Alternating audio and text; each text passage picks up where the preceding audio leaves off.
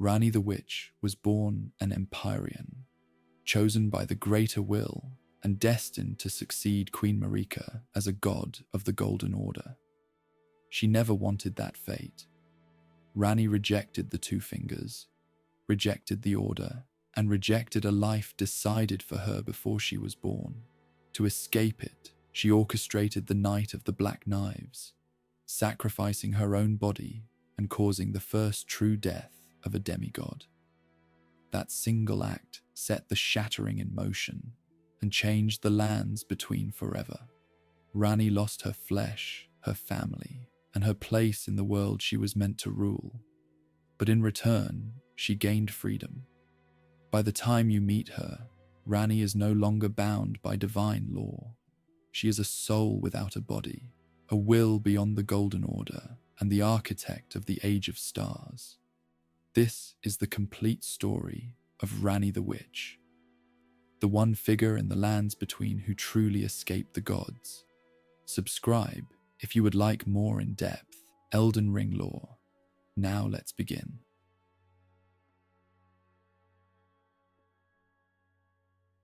Ranni was born into a house of scholars and moonlight. Her mother was Rennala, Queen of the Full Moon, the absolute head of the Raya Lucaria Academy. Her father was Radagon, the red-haired champion who fought for the Golden Order before becoming its king. This union was meant to be a bridge between the stars and the Erd Tree. Ranni grew up in the grand halls of the academy, surrounded by the blue glimmer of glintstone and the ancient traditions of Carian royalty. While her brothers Radahn and Rykard leaned toward physical strength and political power, Ranni was different. She inherited her mother's deep and spiritual connection to the moon. Her childhood was defined by the cold light of the stars. In the Carian view of the world, destiny is not written on the ground. It is mapped out in the movements of the celestial bodies. Ranni was a prodigy of sorcery, mastering the complex arts of the moon long before she reached adulthood. She walked the ramparts of the academy and looked up at a sky that most people in the lands between had forgotten how to read. Her destiny was celestial from the moment of her birth. She was the heir to a lunar lineage that predated the arrival of the Greater Will. The relationship between Ranni and her mother was profound. Rennala saw in Ranni the future of the moon. She taught her that the moon was not just a rock in the sky, but a cold and distant guide. This was a lonely path. It required a person to look away from the warmth of the sun and the comfort of the Erd Tree. Ranni accepted this isolation. She felt a sense of belonging in the dark that she never felt in the golden light of the capital. She was a daughter of the academy, but her soul was already drifting toward the cosmic expanse. Despite her royal status, Ranni's life was not peaceful for long. The golden influence of her father began to clash with the lunar traditions of her mother. Radagon eventually abandoned Rennala to return to the capital, a betrayal that broke the queen's heart and shattered the stability of the academy. Ranni watched as her mother descended into madness, clutching a golden amber egg. This event was a turning point. It showed Ranni that the Golden Order was a force of disruption and pain. It turned her home into a prison of memories and her lineage into a target. Ranni's origins are the key to her ultimate rebellion. She was born at the intersection of two worlds, but she chose the stars. She saw the beauty of the moon and the hollow nature of the gold. This early clarity allowed her to see the chains before they were even placed on her wrists. She was a Carian princess, a scholar of Raya Lucaria, and a daughter of a broken home. She carried the weight of the moon in her heart, and she was prepared to follow its cold light wherever it led, even if it meant burning down everything her father had built.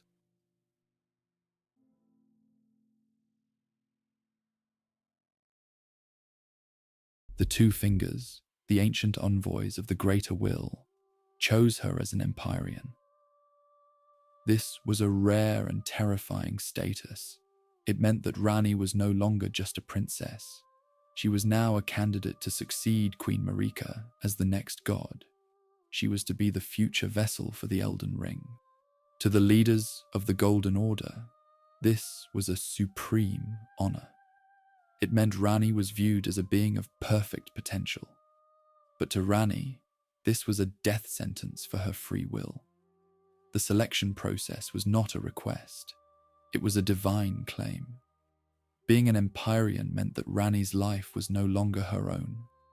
Every action she took and every thought she had was now subject to the scrutiny of the Two Fingers. They intended to mold her into a submissive puppet for the Greater Will. They wanted a god who would maintain the status quo and keep the golden light shining forever. Ranni realized that her selection was a trap.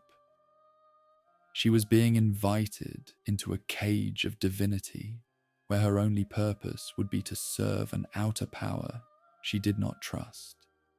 The Two Fingers stationed themselves in the divine towers, watching over their chosen candidates. They provided guidance that felt more like commands. Ranni was expected to follow a specific path, marry a chosen consort, and eventually give up her humanity to house the Elden Ring. She looked at Queen Marika and saw a woman who had been hollowed out by this very process. She saw a god who was a prisoner in her own tree. Ranni refused to be the next link in that chain. She began to view her Empyrean status as a mark of shame rather than a badge of honor. This selection also put Ranni at odds with her own family. Her brothers were powerful, but they were not Empyreans.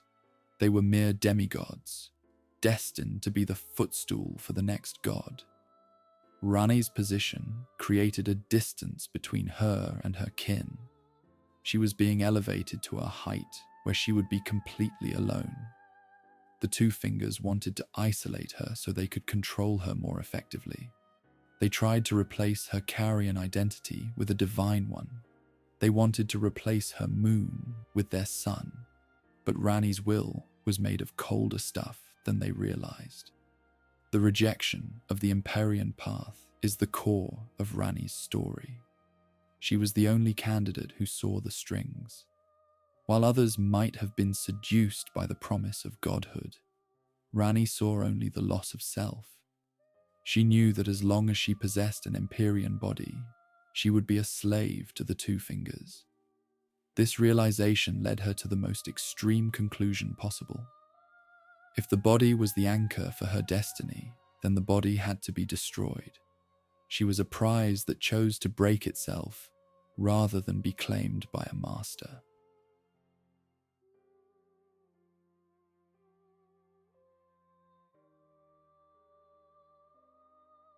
As part of her selection as an Empyrean, the Two Fingers gave Ranni a gift that was also a curse. They provided her with a shadowbound beast named Blaidd. He was a colossal half-wolf warrior who was meant to be her shadow, her protector, and her closest companion. Blaidd was raised alongside Ranni, becoming a childhood friend and a loyal half-brother. He was a magnificent warrior, possessed of incredible strength and a heart of pure devotion. For much of her life, Blaidd was the only one Ranni could truly trust.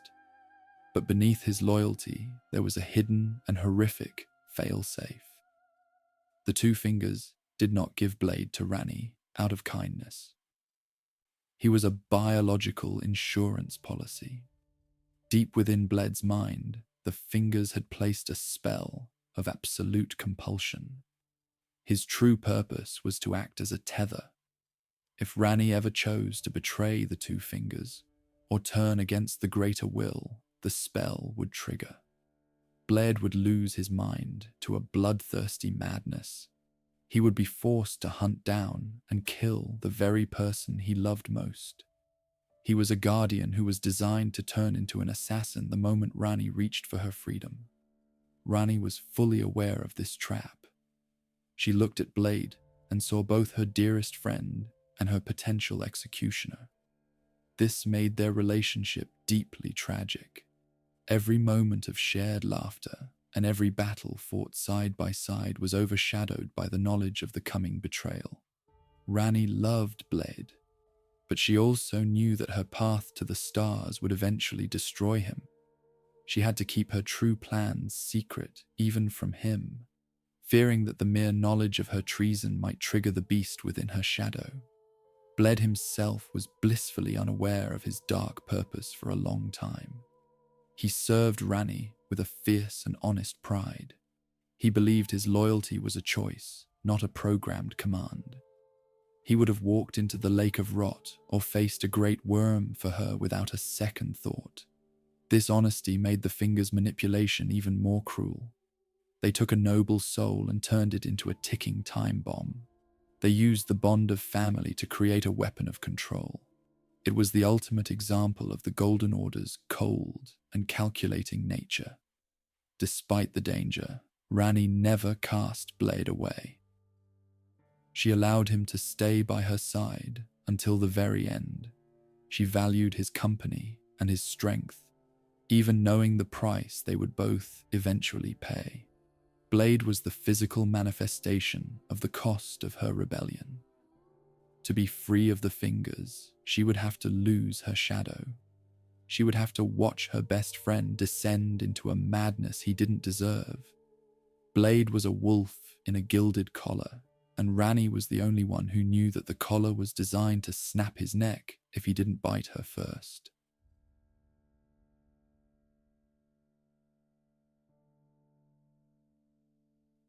In the secret history of Ranni's youth, there is a figure who changed the course of her destiny.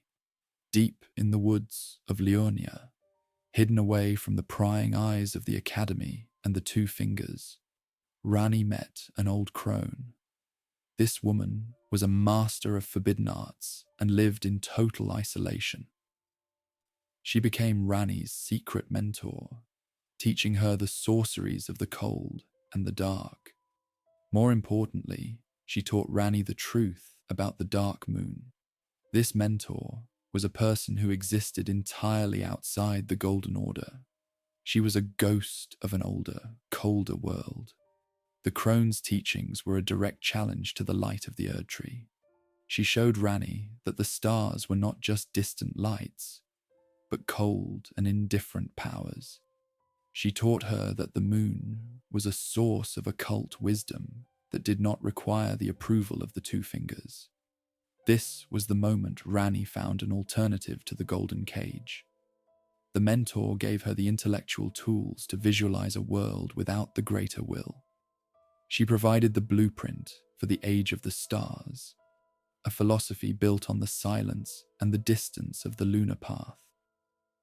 The physical appearance of this mentor was striking and strange. She was often described as having blue skin and 4 arms, a form that was alien to the people of the lands between. Ranni was fascinated by this woman. When Ranni eventually decided to destroy her own flesh, she chose to model her new doll body after this secret mentor. The 4-armed doll we encounter in the game is a physical tribute to the woman who taught Ranni how to be free. The mentor was the mother of Ranni's spirit, just as Rennala was the mother of her blood. This mentorship remained a closely guarded secret. If the Two Fingers had known that Ranni was studying the cold sorceries, they would have intervened immediately. The crone taught Ranni how to hide her intentions and how to move in the shadows. She was the one who prepared Ranni for the Night of the Black Knives. She showed her that a princess must sometimes be a witch, and that a god must sometimes be a ghost. The mentor was the architect of Ranni's rebellion, providing the wisdom that the Academy could no longer offer. The identity of the crone remains a mystery, but her influence is visible in every part of Ranni's journey. She is the reason Ranni uses the alias Renna when she first meets the player. She is the reason Ranni's magic is cold and biting, like the winter wind. The secret mentor represents the forgotten knowledge of the stars, a power that the Golden Order tried to bury but could not extinguish. She was the one who told Ranni that the moon was waiting, and that the only way to reach it was to leave the sun behind forever.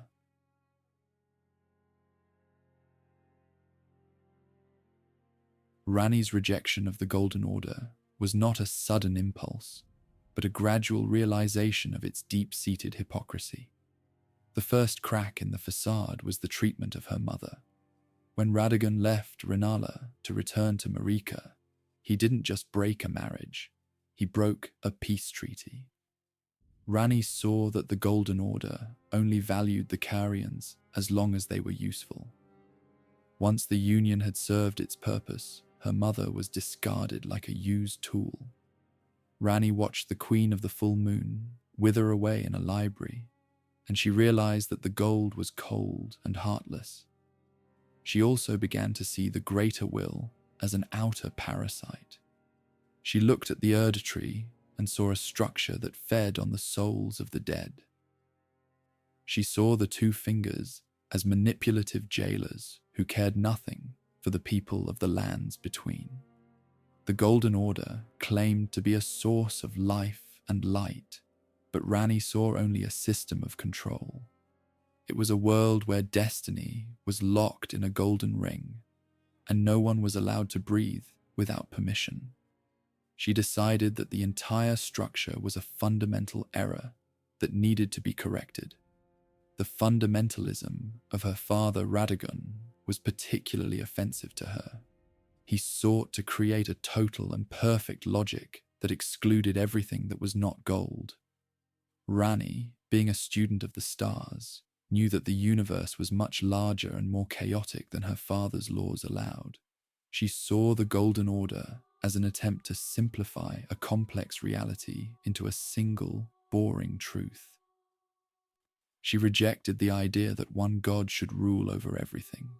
She wanted a world where the gods were distant and the people were free to find their own way in the dark. This rejection made Ranni a traitor in the eyes of her family. Her brother Radahn worshipped the Golden Order and the legendary strength of Godfrey. Her brother Rykard was descending into a different kind of blasphemy. Ranni was the only one who sought a clean break. She didn't want to replace the Elden Ring with a different kind of tyranny. She wanted to remove the ring from the world entirely. She began to plan the Night of the Longest Shadows, a conspiracy that would target the very foundation of the Divine Order. Ranni's rebellion was an act of intellectual and spiritual independence. She was a woman who chose to walk away from the most powerful empire in history. She knew that her treason would cause a war that would burn the world down, but she believed it was a price worth paying. She saw the Golden Order as a rotting structure that was holding the world back. She was ready to be the spark that ignited the fire. She was no longer a princess of the Erd Tree. She was the Witch of the Moon, and she was preparing to kill the light.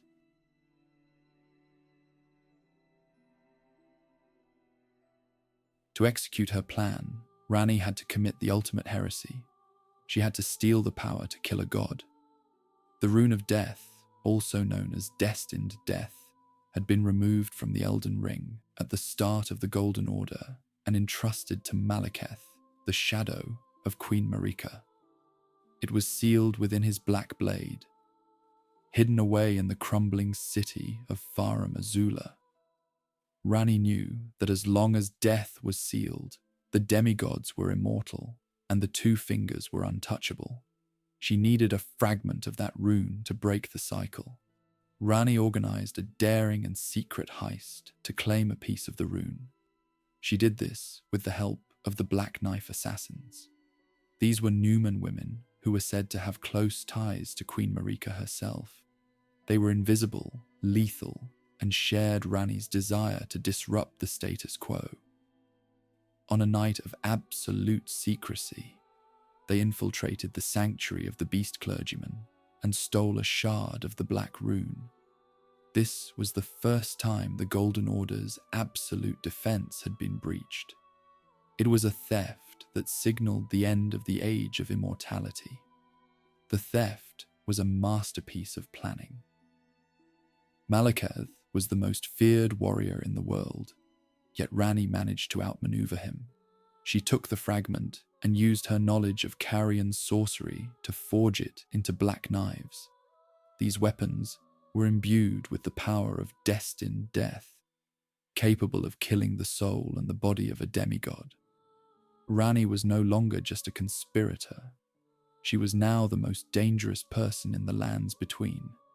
She held the key to the graveyard of the gods in her four-handed grip.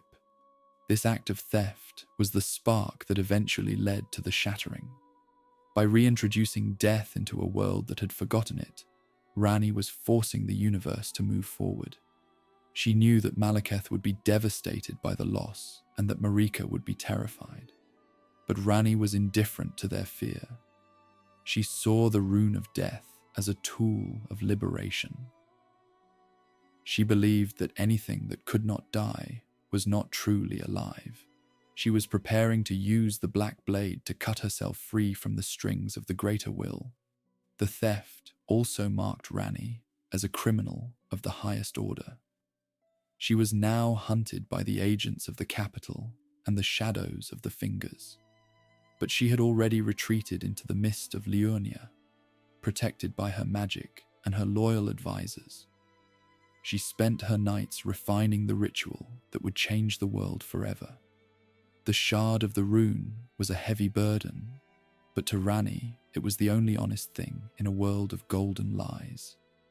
She was ready for the night of the black knives, and she knew exactly whose blood would be the first to flow.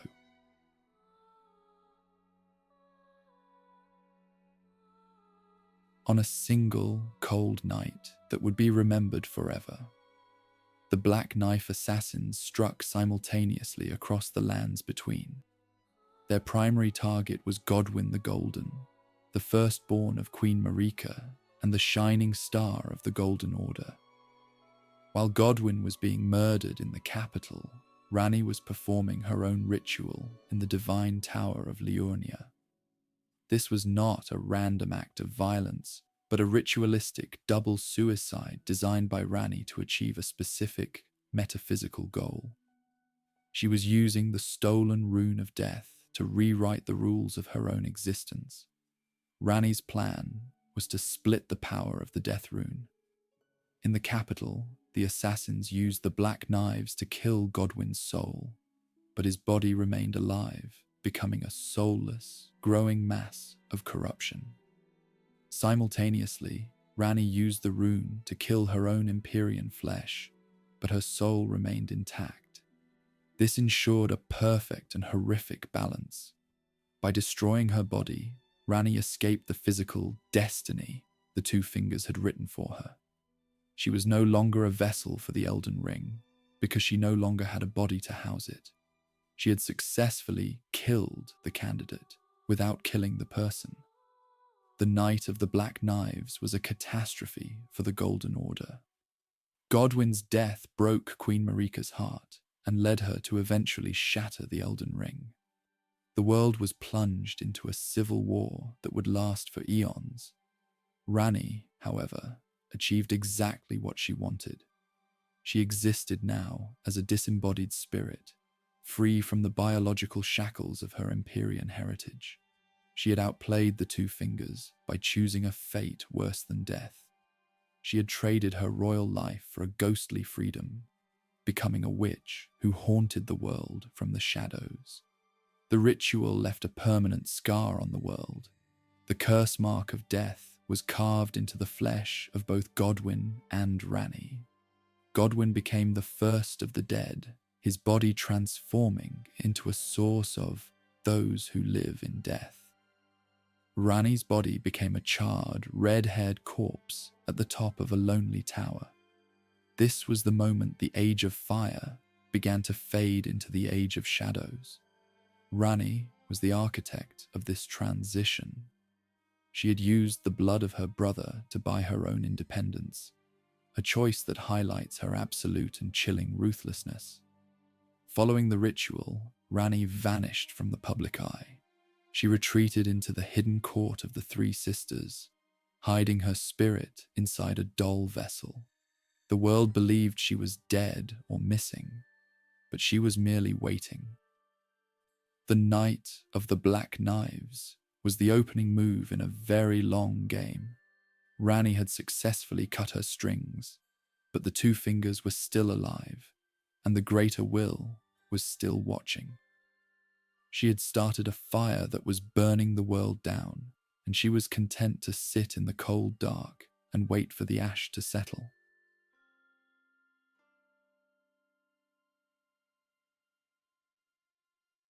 The original body of Ranni can still be found at the very summit of the Divine Tower of Liurnia.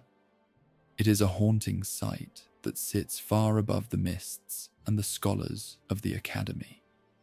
This body is a charred, blackened corpse that bears little resemblance to the lunar princess she once was.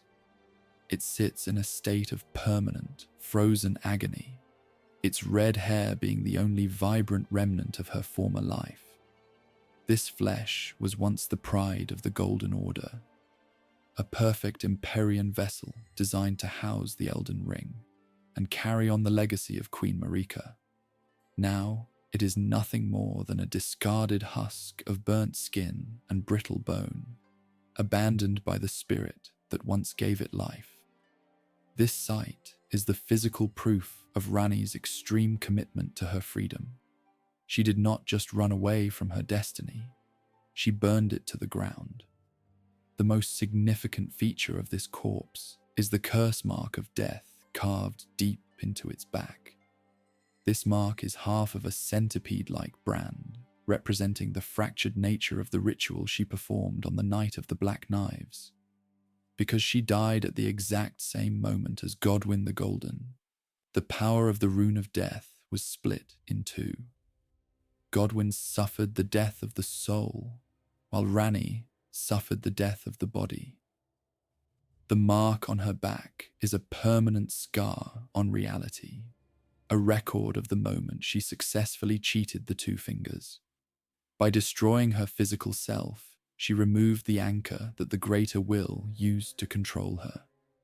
She became a ghost by choice, trading the comfort of the flesh for the cold independence of the spirit. Reaching this tower is an ordeal that reflects Ranni's desire for isolation. The bridge leading to the structure is guarded by a massive apostle of the Godskin, a creature that hunts the gods and their kin. This suggests that even in death, Ranni's body is a target for those who seek to consume the power of the demigods. The interior of the tower is silent and empty, stripped of the traditional furniture of a royal residence. It is a place of absolute finality. For Ranni, this tower is not a monument to her life, but a monument to her exit. She left her body here like a snake leaves its skin, moving on to a form that the golden laws of the world could no longer govern or predict. The presence of this body is what allowed Ranni to remain hidden for so long. To the eyes of the Two Fingers and the agents of the capital, Ranni appeared to be truly dead. They could see her charred remains and the mark of the death rune, and they assumed her story had ended. This was her greatest trick. She used the physical evidence of her death to buy centuries of secrecy. While the rest of the demigods were fighting over shards of the Elden Ring during the shattering, Ranni was existing as a disembodied consciousness, watching the world fall apart from a perspective that no other living being possessed. She had escaped the cycle of life and rebirth by stepping into the void. Ultimately, the body on the Divine Tower of Liurnia is a reminder of the price of rebellion in the lands between. Ranni had to endure the physical sensation of being burned alive by the black flame of death to secure her autonomy. She did not take the easy path of a quiet exile. She chose a violent and ritualistic self-destruction. This corpse is the anchor for her new existence, a tether to the world she intends to leave behind. It stands as a silent witness to the fact that Ranni the Witch was born from the ashes of Ranni the Princess. She is a woman who looked at her own divinity and decided it was better to be a ghost than a slave.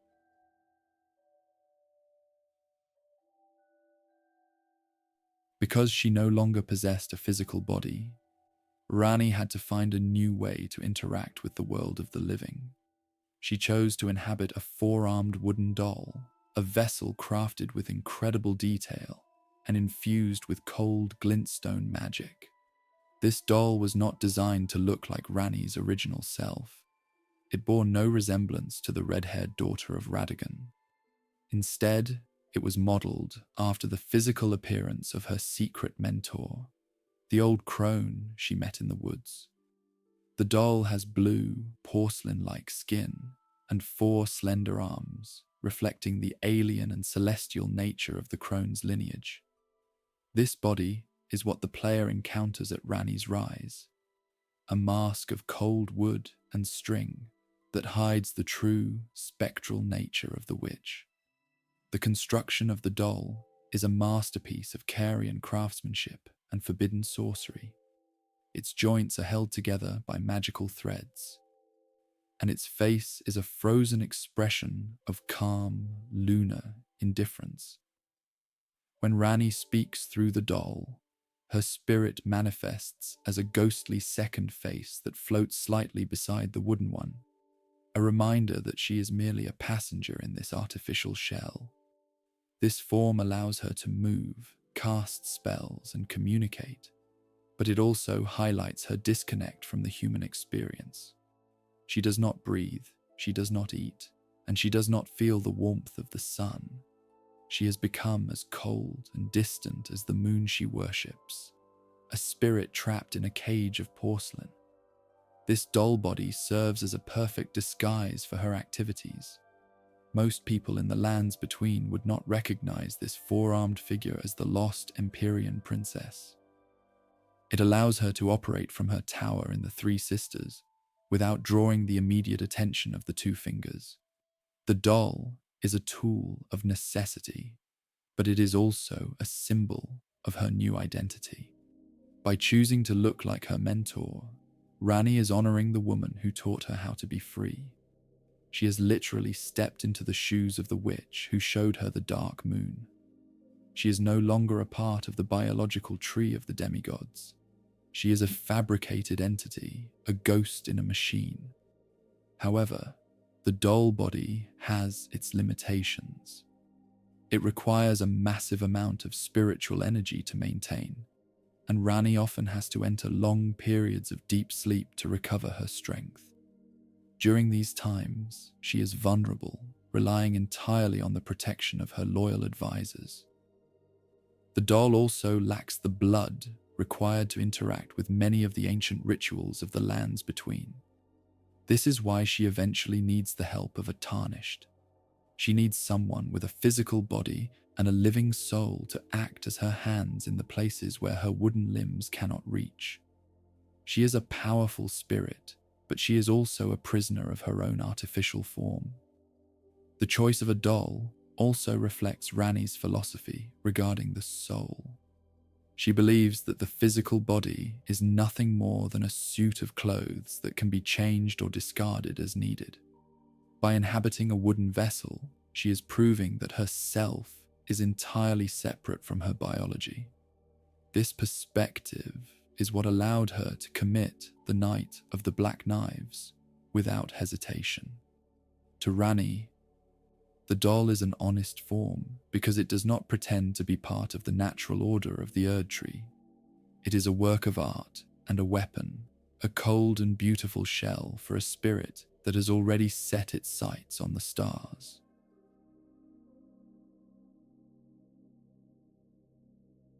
Ranni established her secret base of operations in a remote corner of Liurnia, known as the Three Sisters. This area consists of 3 massive stone towers rising from a cliffside behind Carian Manor, shielded from the rest of the world by a field of spectral glintstone and a guard dragon. Here, Ranni gathered a small and fiercely loyal court of advisors to help her prepare for the final stage of her plan. She did not seek out an army of knights or a city of followers. She chose 3 individuals who each brought a specific and necessary skill to her cause. Together, they waited in the silence of the towers for the arrival of a tarnished who could finally tip the scales in their favor. The first member of this hidden court was Blaidd, her shadowbound beast. Despite the secret curse placed upon him, Blaidd served as Ranni's primary field agent and enforcer. He was the one who scouted the underground and hunted the enemies of the moon. The second was Iji, the war counselor, a massive giant who served as the group's blacksmith and strategist. Iji wore a mirror shield helmet to hide his thoughts from the greater will, acting as the intellectual anchor for the group. The third was Saluvis, a haughty and manipulative sorcerer who provided the group with his expertise in doll-making and ancient magic. This trio represented the military, the strategic, and the magical pillars of Ranni's rebellion. Life at the Three Sisters was defined by a sense of quiet, focused purpose. They were a group of traitors, living in the shadow of the Two Fingers, and they knew that a single mistake could lead to their total destruction. Ranni sat at the top of her tower, Ranni's Rise, spending most of her time in deep meditation or astral projection. She coordinated their efforts with a cold and detached efficiency, treating her advisors with a mixture of royal authority and genuine hidden affection. They were not just her servants, they were the only family she had left. They were united by their shared hatred for the Golden Order and their belief in Ranni's vision of the stars. The location of the court was strategically brilliant. Carian Manor served as a massive trap-filled buffer that discouraged anyone from approaching the towers. The surrounding forest was filled with spectral soldiers and magical defenses that made the area nearly impenetrable for the agents of the capital. This isolation allowed Ranni to plan her moves without interference. She was like a spider at the center of a very large and complex web, waiting for the stars to align. The Three Sisters was the only place in the lands between where the influence of the Erd Tree felt thin, allowing the cold energy of the moon to settle over the landscape. However, this court was also a place of underlying tension. Ranni knew that Saluvis was untrustworthy and that Blaidd was a potential assassin. She lived with the constant knowledge that her household was built on fragile ground. Iji was the only one she could fully rely on, yet even he was haunted by the weight of their treason. The Three Sisters was a sanctuary, but it was also a bunker. They were a house of ghosts and monsters, waiting for the world to burn so they could finally emerge from the shadows. When the player finally arrives at the tower, they are entering a world of deep secrets and ancient loyalties that have been simmering for centuries.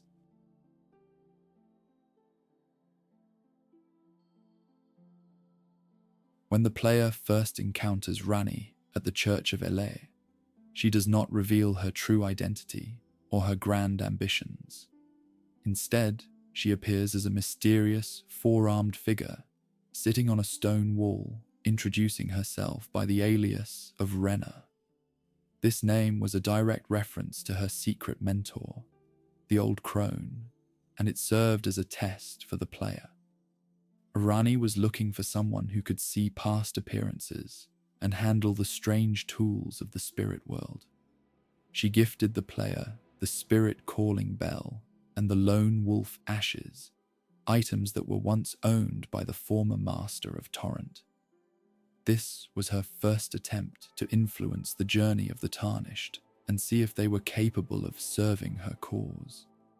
This initial meeting was an act of careful observation.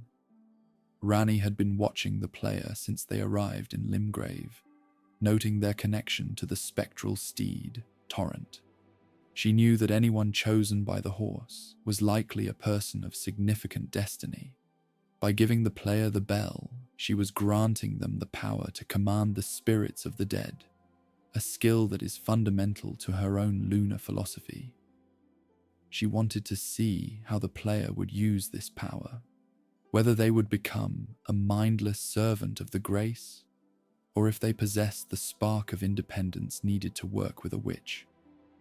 She spoke with a calm, melodic tone that hid the fact that she was the most wanted criminal in history. The choice of the alias Renna was a way for her to keep her spirit doll identity separate from her royal Carian past. At this stage, she wasn't ready to invite a stranger into her inner circle at the Three Sisters. She was merely planting a seed. She told the player that she did not expect to meet them again, but this was a lie. She was already gauging the player's strength and their willingness to accept gifts from the shadows. Ranni understood that the tarnished were desperate for guidance, and she wanted to offer them a path that led away from the golden light of the Two Fingers. She was a master of the long game, and this meeting was the first move. There is a deep connection between Ranni and the previous owners of the spirit-calling bell. The fact that she possessed it suggests she had close ties to Miquella or Melina in the past, implying that the demigods who sought to rebel against the Erd Tree were once part of a loose and secret alliance. By passing the bell to the player, Ranni was continuing a tradition of handing down the tools of rebellion. She was inviting the player into a legacy of treason that spanned generations. She disappeared into the night mists shortly after the conversation, leaving the player with a powerful tool and a lingering question about the identity of the blue-skinned witch. When the player eventually finds her again at Ranni's rise, she drops the alias and admits her true name. She acknowledges the first meeting at the church, noting that the player has grown strong. This transition from Renna to Ranni is a sign of increasing trust.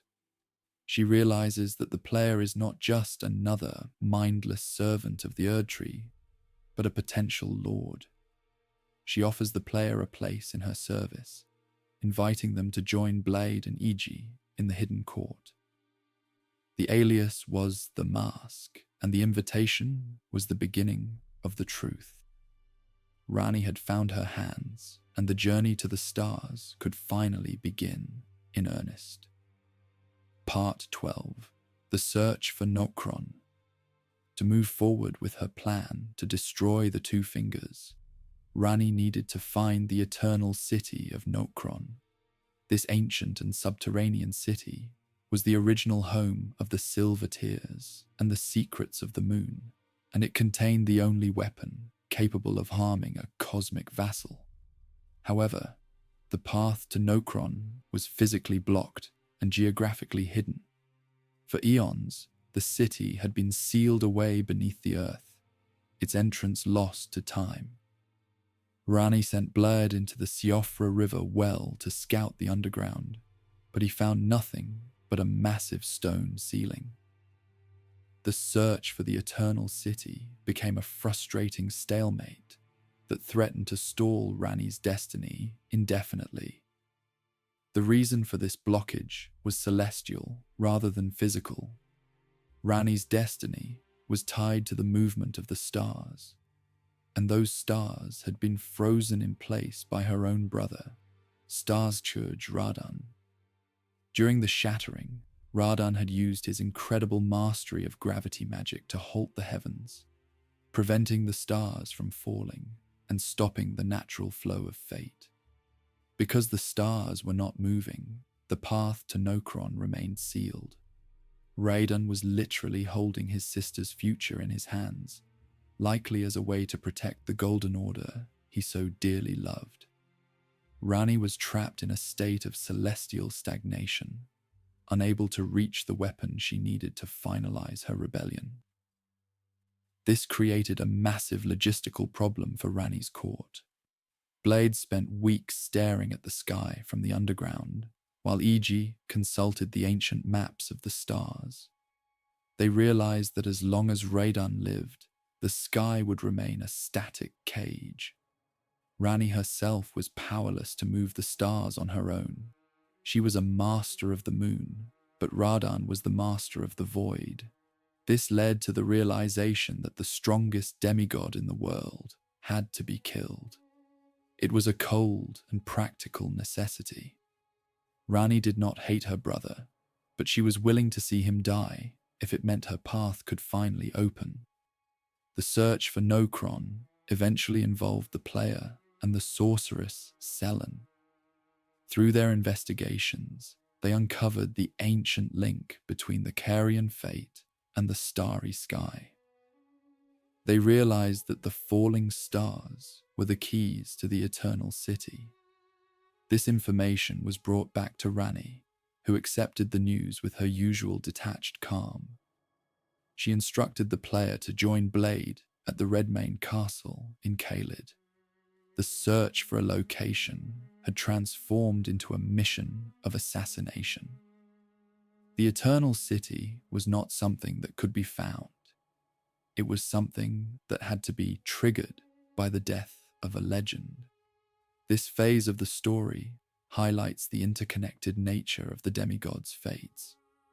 Rani's ambition was physically blocked by Radahn's strength, and Radahn's strength was being maintained by his loyalty to the old world.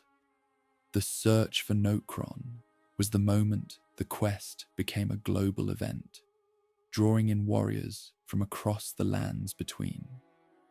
Rani sat in her tower, watching the red glow of Caelid on the horizon, knowing that the movement she craved was about to begin. The search was over, and the festival was about to start. The Eternal City was waiting beneath the earth, and it would take a crashing star to wake it up.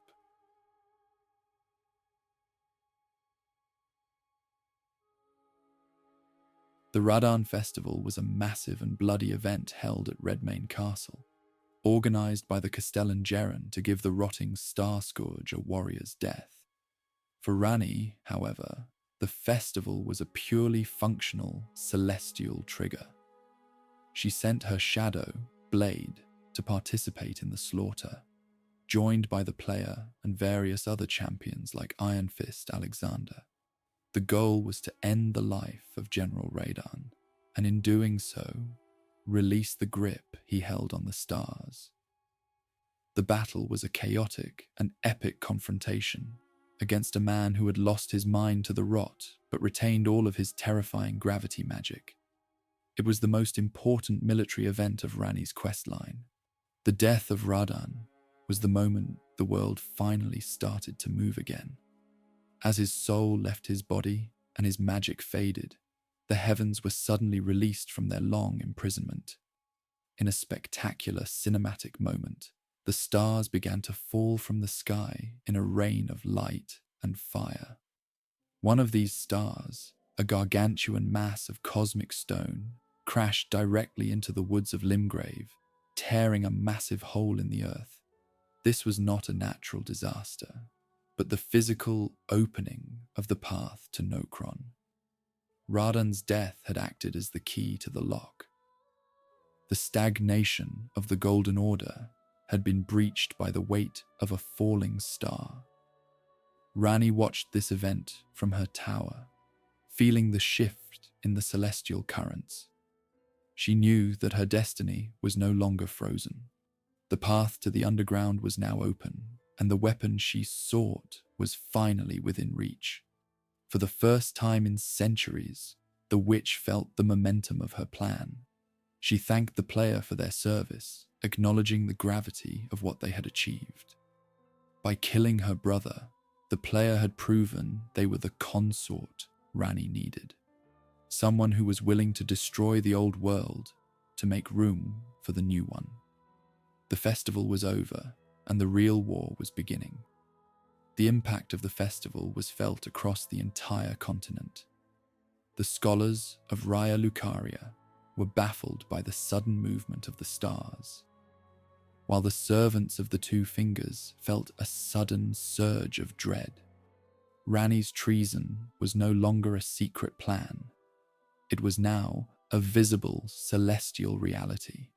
The crash in Limgrave was a beacon to everyone that the Lunar Princess was active, and that the Age of the Stars was a tangible possibility. Blaidd moved toward the crater, eager to finish the search he had started weeks ago. The court of the Three Sisters was now in full motion, fueled by the energy of the falling stars. This part of the story shows Ranni's cold pragmatism. She didn't mourn her brother, nor did she celebrate his death as a personal victory.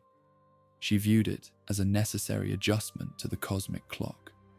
She was focused entirely on the Age of Stars, and Radahn was simply a gear that had to be moved. The festival provided the trigger that allowed her spirit to move toward the Eternal City. She was now one step closer to the Fingerslayer Blade and the bloody execution she had been planning since the night of the Black Knives. The stars were moving, and the moon was rising over the ruins of the Golden Order. Part 14, The Fingerslayer Blade. Deep in the heart of the Eternal City of Nokron, hidden within a massive chest beneath a giant, petrified corpse, lies the Fingerslayer Blade. This is the hidden treasure of the Eternal City and the primary object of Ranni's quest. The blade is not a weapon for mortals to use in traditional combat. It is a twisted, obsidian-like object born of high treason.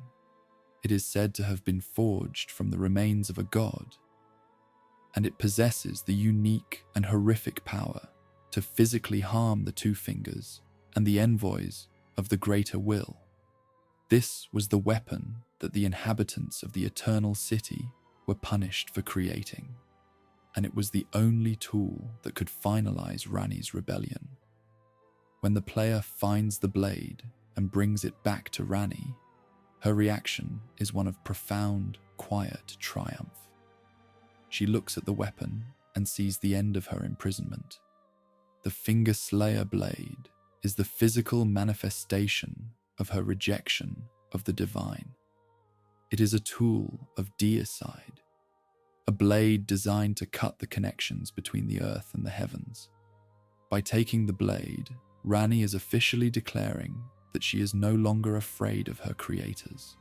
She is ready to walk into the darkness and confront the Two Fingers directly.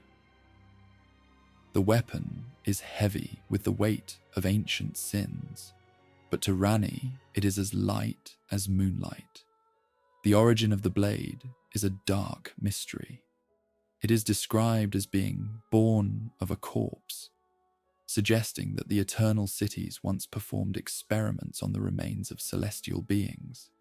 This matches Ranni's own history of using death as a tool for liberation. The blade is a blasphemy in the eyes of the Golden Order, a weapon that shouldn't exist in a world governed by the grace of the Erd Tree. Its existence proves that there have always been those who sought to kill the gods. Ranni is simply the latest and most successful in a long line of traitors. She accepts the blade from the player, acknowledging that their journey together has reached a point of no return.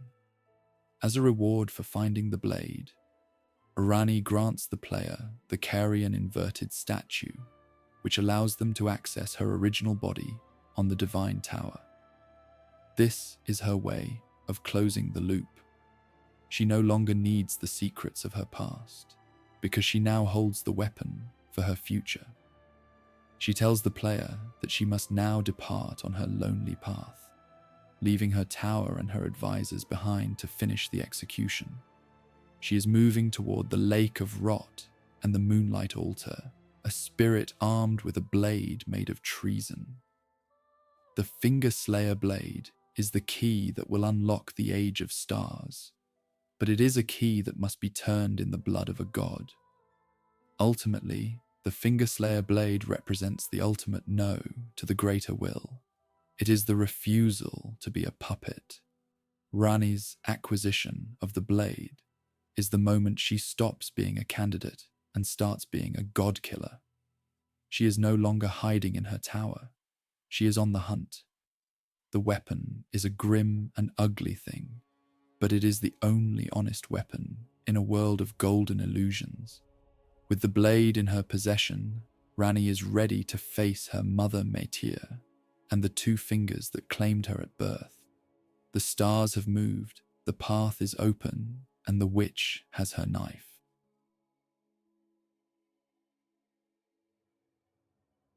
During the quest for the Eternal City, the sorcerer Saluvis attempts to execute a plan of his own that involves the total subjugation of Ranni's spirit. Saluvis was never a loyal advisor. He was a predator who specialized in the creation of mindless puppets. He viewed Ranni not as a queen, but as the ultimate prize for his collection. He tasked the player with creating a special draft made of amber starlight, believing that this potion would allow him to turn the four-armed witch into a hollow vessel that he could control at his whim.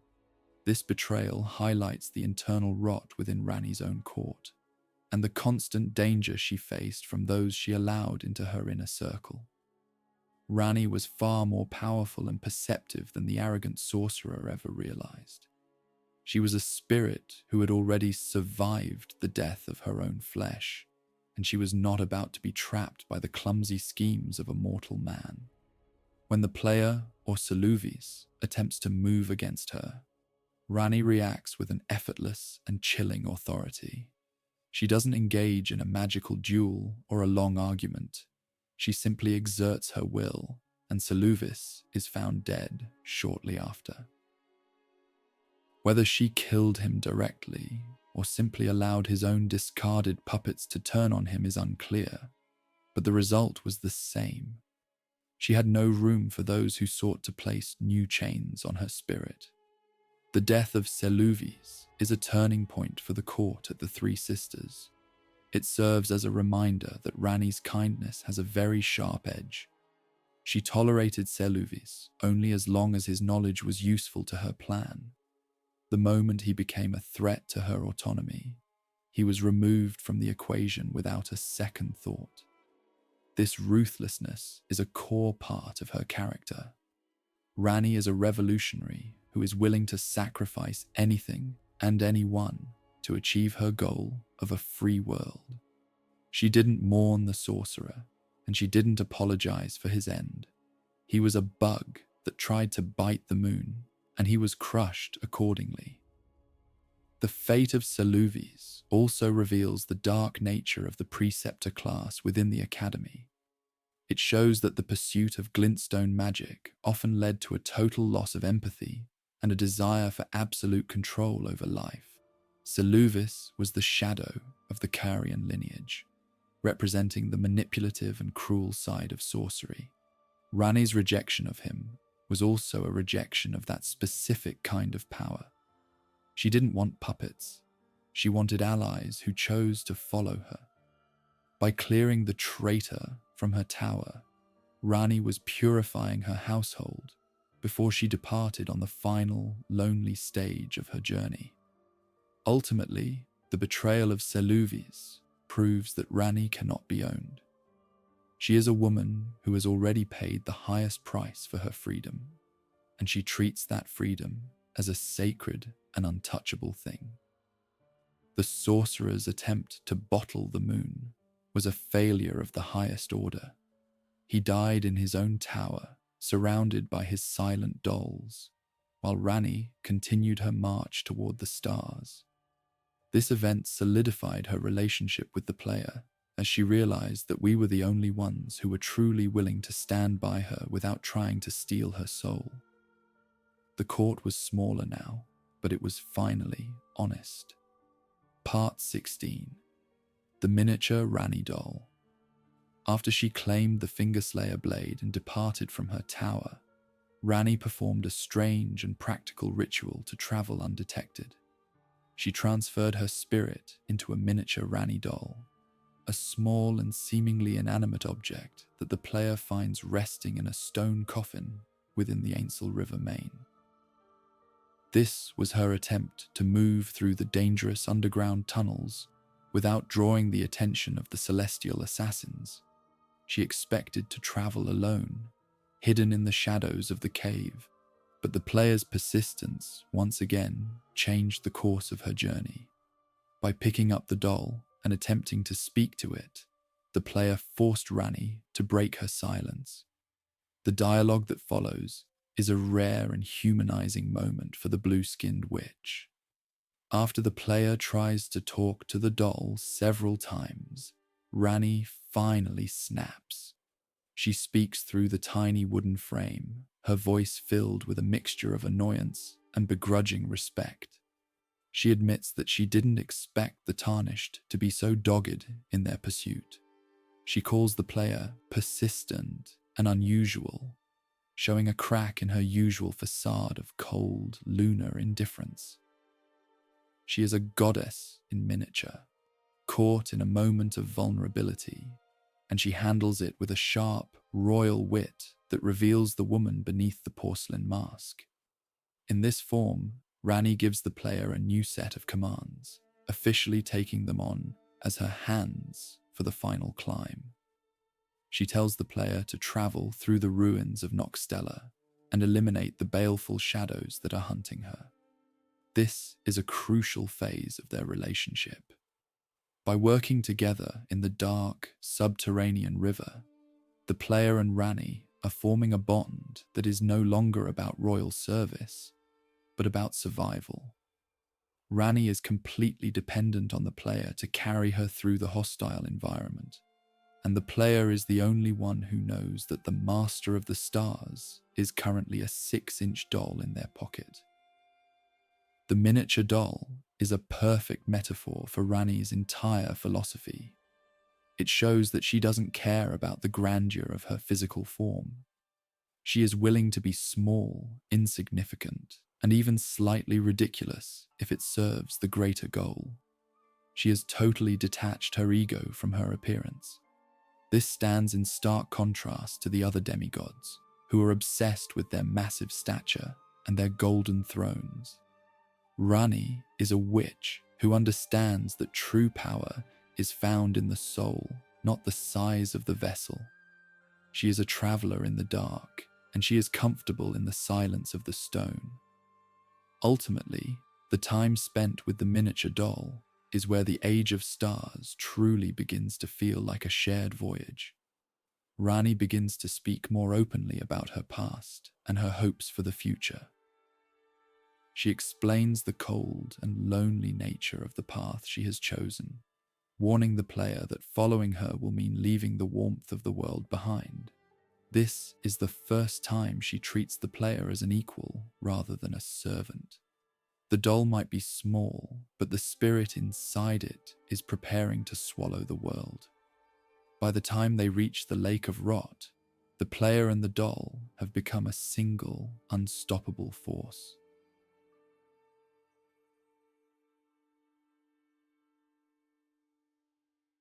As the player carries the miniature Ranni through the ruins of the Eternal City, the two fingers finally trigger their ultimate failsafe. They send a baleful shadow to intercept and execute the rebellious Empyrean. This shadow is a spectral assassin that takes the physical form of Blaidd, Ranni's own Shadowbound beast.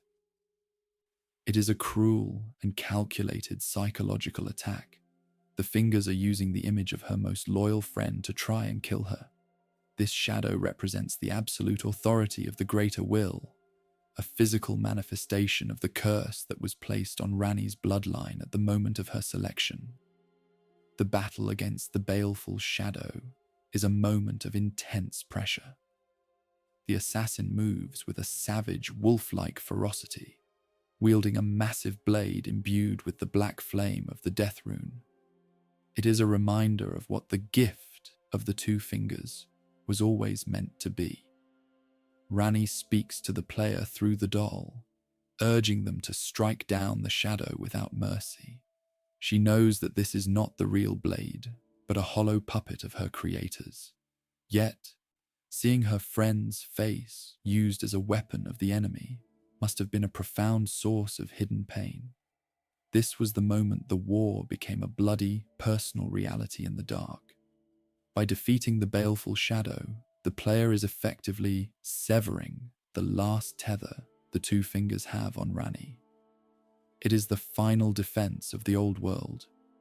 Once the shadow falls, Ranni is officially unbound. She thanks the player with a tone of voice that suggests she has reached a point of finality. She tells the player that she can now proceed to her own bloody execution of the fingers. She has outrun her shadow and survived the assassins. The doll spirit is now free to cross the lake of rot and reach the moonlight altar, where the source of her original chains is waiting to be broken. The presence of the shadow also foreshadows the tragic fate of the real Blaidd. It proves that the two fingers have total control over the shadow template. They can manufacture a version of Blaidd's strength and use it against the person he loves. This battle is the proof that Ranni's rebellion could never have been peaceful. The greater will does not allow its candidates to simply walk away. It demands their blood. By killing the shadow, the player has officially joined Ranni in her treason, becoming her consort in truth. They are both now targets of the heavens, moving toward a destiny that lies beyond the reach of any shadow. Ultimately, the baleful shadow is the last obstacle of the subterranean world. Its defeat clears the path to the Grand Cloister and the Lake of Rot. Ranni is no longer a potential god. She is a god-killer who has just defeated the executioner sent to stop her. She gives the player the discarded palace key, a gift that leads back to the grand library of Raya Lucaria. This is her way of inviting the player to finalize their commitment. She is heading for the altar, and she expects her lord to meet her there with the ring that will seal their new age. Part 18. The discarded ring, the Dark Moon Ring. In the grand library of Raya Lucaria, sitting in a locked chest guarded by the spirit of her mother, Rennala, lies the Dark Moon Ring. This object is a traditional Carian engagement ring, intended to be given by a lunar queen to her chosen consort. It is inscribed with a warning that the path it offers is cold and lonely, a promise of a union that exists outside the warmth of the sun and the laws of the Erd Tree. For Ranni, this ring was a discarded relic of a future she once tried to avoid. But now, as she moves toward the end of her journey, the ring has become the final piece of the puzzle. It is the symbol of the new order she intends to create. By taking the ring from the chest, the player is not just completing an objective. They are accepting a formal proposal of marriage and lordship. Ranni didn't leave the key for a servant. She left it for a partner. This ring represents the consort role that Miquella and Marika also sought to fill, but with a fundamental difference. In the Golden Order, the consort is a physical enforcer. In Ranni's age, the consort is a companion on a journey into the void. The ring is made of cold, blue silver, reflecting the lunar philosophy of distance and silence. It is a vow of loyalty that spans 1,000 years. The ring's location is also significant. It was kept safe by her mother, the woman who was most hurt by the Golden Order's version of marriage. Rennala's heart was shattered by Radagon, but she kept the Dark Moon Ring as a remnant of a different, more honest kind of love. By reclaiming it, Ranni is returning to her Carian roots. She is rejecting the golden weddings of the capital and returning to the lunar weddings of the academy. The ring is the proof that Ranni has not forgotten where she came from. She is bringing the history of her mother with her as she prepares to ascend to the stars.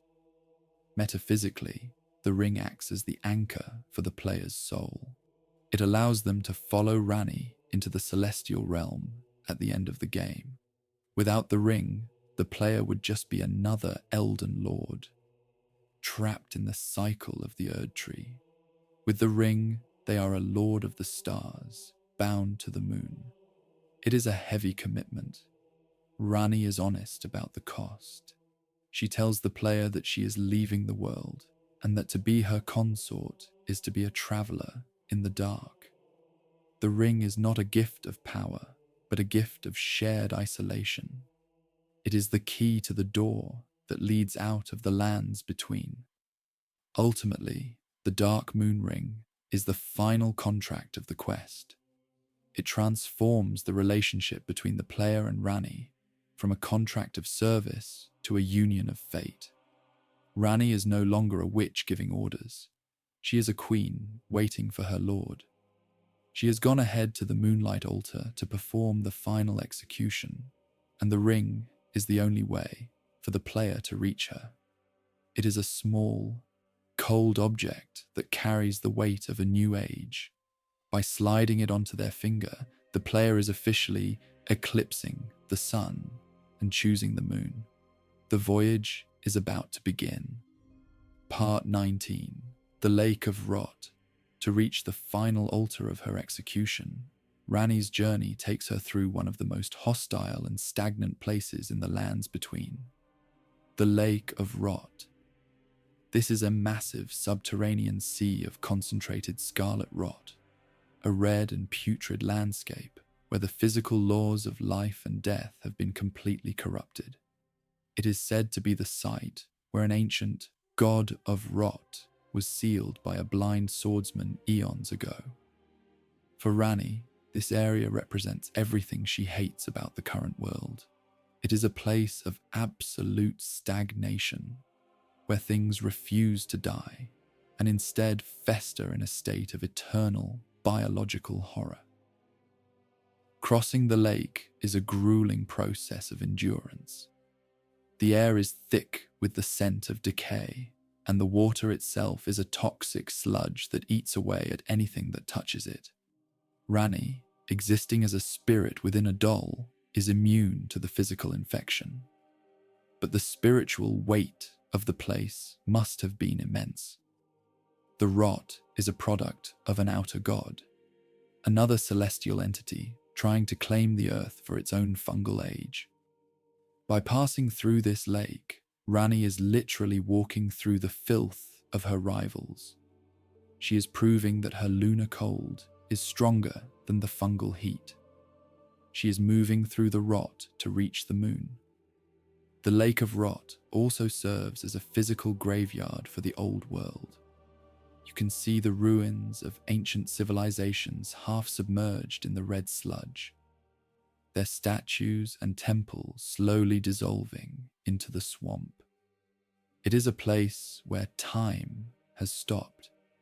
This is exactly what Ranni wants to avoid for the rest of the world. She believes that as long as the outer gods have a physical presence on Earth, the world will eventually end up like this lake, a stagnant, rotting mess of divine influence. Her Age of Stars is designed to pull the gods away from the earth so that the water can finally start flowing again. In the Grand Cloister at the edge of the lake, the player and Ranni encounter the Kindred of Rot and the worshippers of the Decay. These are beings who have embraced the stagnation as a religion. They are the antithesis of Ranni's celestial nihilism. While they want to worship the rot, Ranni wants the stars to be unseen and untouched. The conflict in the lake is a battle of philosophies. Ranni is a clean spirit moving through a dirty world. She uses the player to clear the path, treating the monsters of the lake with a cold and clinical indifference. They are just another obstacle on the road to her freedom. Ultimately, the Lake of Rot is the trial by fire for the witch and her consort. It is the place where the messy reality of the lands between is most visible. By emerging from the other side, Ranni has proven that she is ready to leave this world behind. She has walked through the worst the gods have to offer and remained untainted. She is heading for the Cathedral of Manus Celes, the place where the fingers are hiding. The Rot was the last earthly challenge. From here on, the battle is between the witch and the stars. The moon is finally visible on the horizon, shining over a sea of red. Part 20, Astel, Naturalborn of the Void. At the very end of the subterranean path, guarding the elevator that leads to the Moonlight Altar, sits Astel, Naturalborn of the Void. This is a cosmic horror of the highest order, a massive, insect-like creature made of starlight and celestial stone. Astel is not a native of the lands between. He is a malformed star sent by the Greater Will eons ago to destroy the eternal cities as punishment for their treason. He is the executioner of the cosmos, a being that represents the absolute destructive power of the stars when they are used as a weapon. For Ranni, Astel is the final physical barrier between her and her goal. The battle against Astel is a fight against the void itself. He attacks with waves of gravity, beams of pure starlight, and the ability to teleport through the fabric of space. He is a reminder that the stars Ranni loves are also capable of horrific violence. Astel is a biological weapon of the Greater Will, a sentinel placed there to ensure that no one ever reaches the Moonlight Altar to challenge the Two Fingers. By killing him, the player is performing an act of cosmic regicide. They are destroying the entity that once leveled entire civilizations. This is the final test of the player's lordship. For Ranni, the death of Astel is a moment of profound poetic justice. The stars were once used to punish her ancestors in the eternal cities, and now she is using a star-chosen lord to kill the punishment itself. She is reclaiming the cosmos.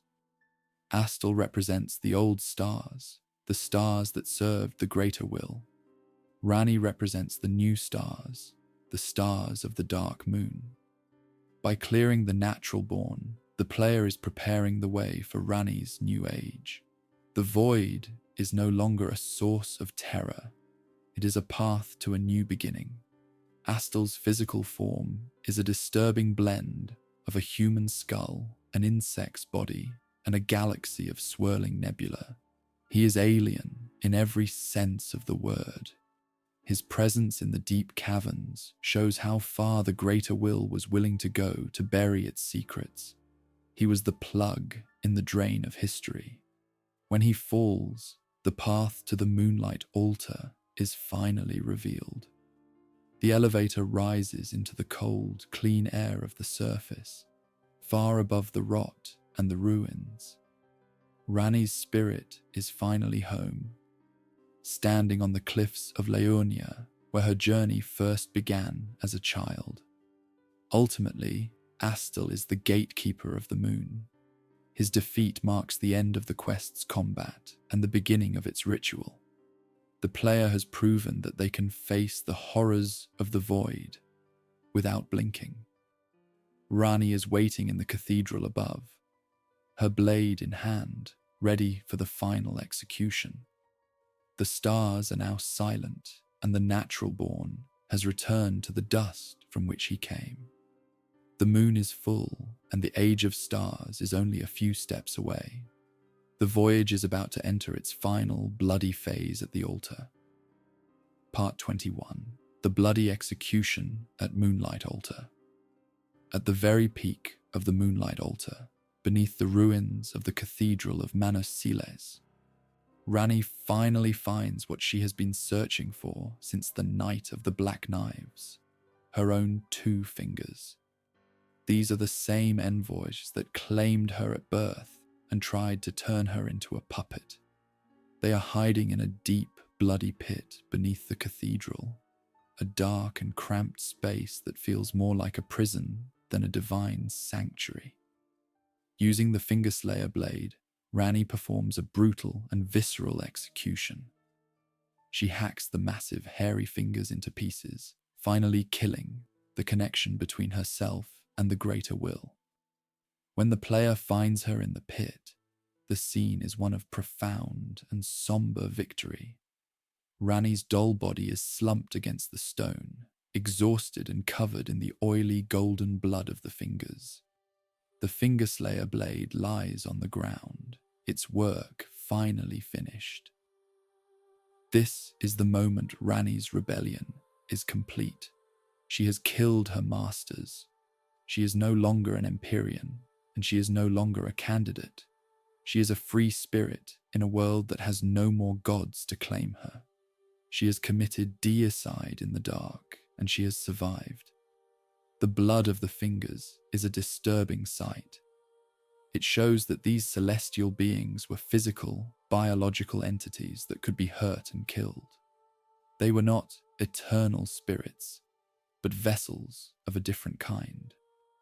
Ranni's act of murder is her final no to the divine order. She has destroyed the antenna that once spoke for her. She speaks to the player with a voice that is tired but clear. She acknowledges that the long night is finally over. She is ready to depart, and she invites the player to place the ring on her finger to seal their union. This execution is the cleansing of Ranni's soul. By killing the fingers, she is erasing the last remnant of the Golden Order from her life. She is now a being of pure, lunar independence. The cathedral above is in ruins, reflecting the collapse of the religious structures she has just destroyed.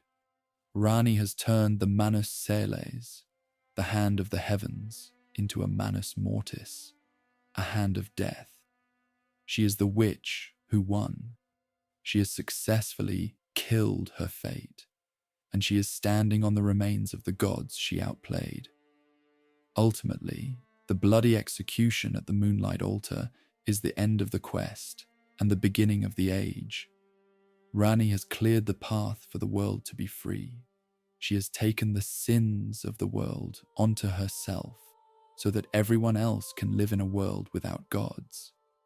She asks the player to meet her at the end of their own journey, at the foot of the Erd Tree, to finalize the Age of Stars. She vanishes into the cold moonlight, leaving behind a dead god and a bloody blade. The witch is now a goddess, and her lord is now her equal.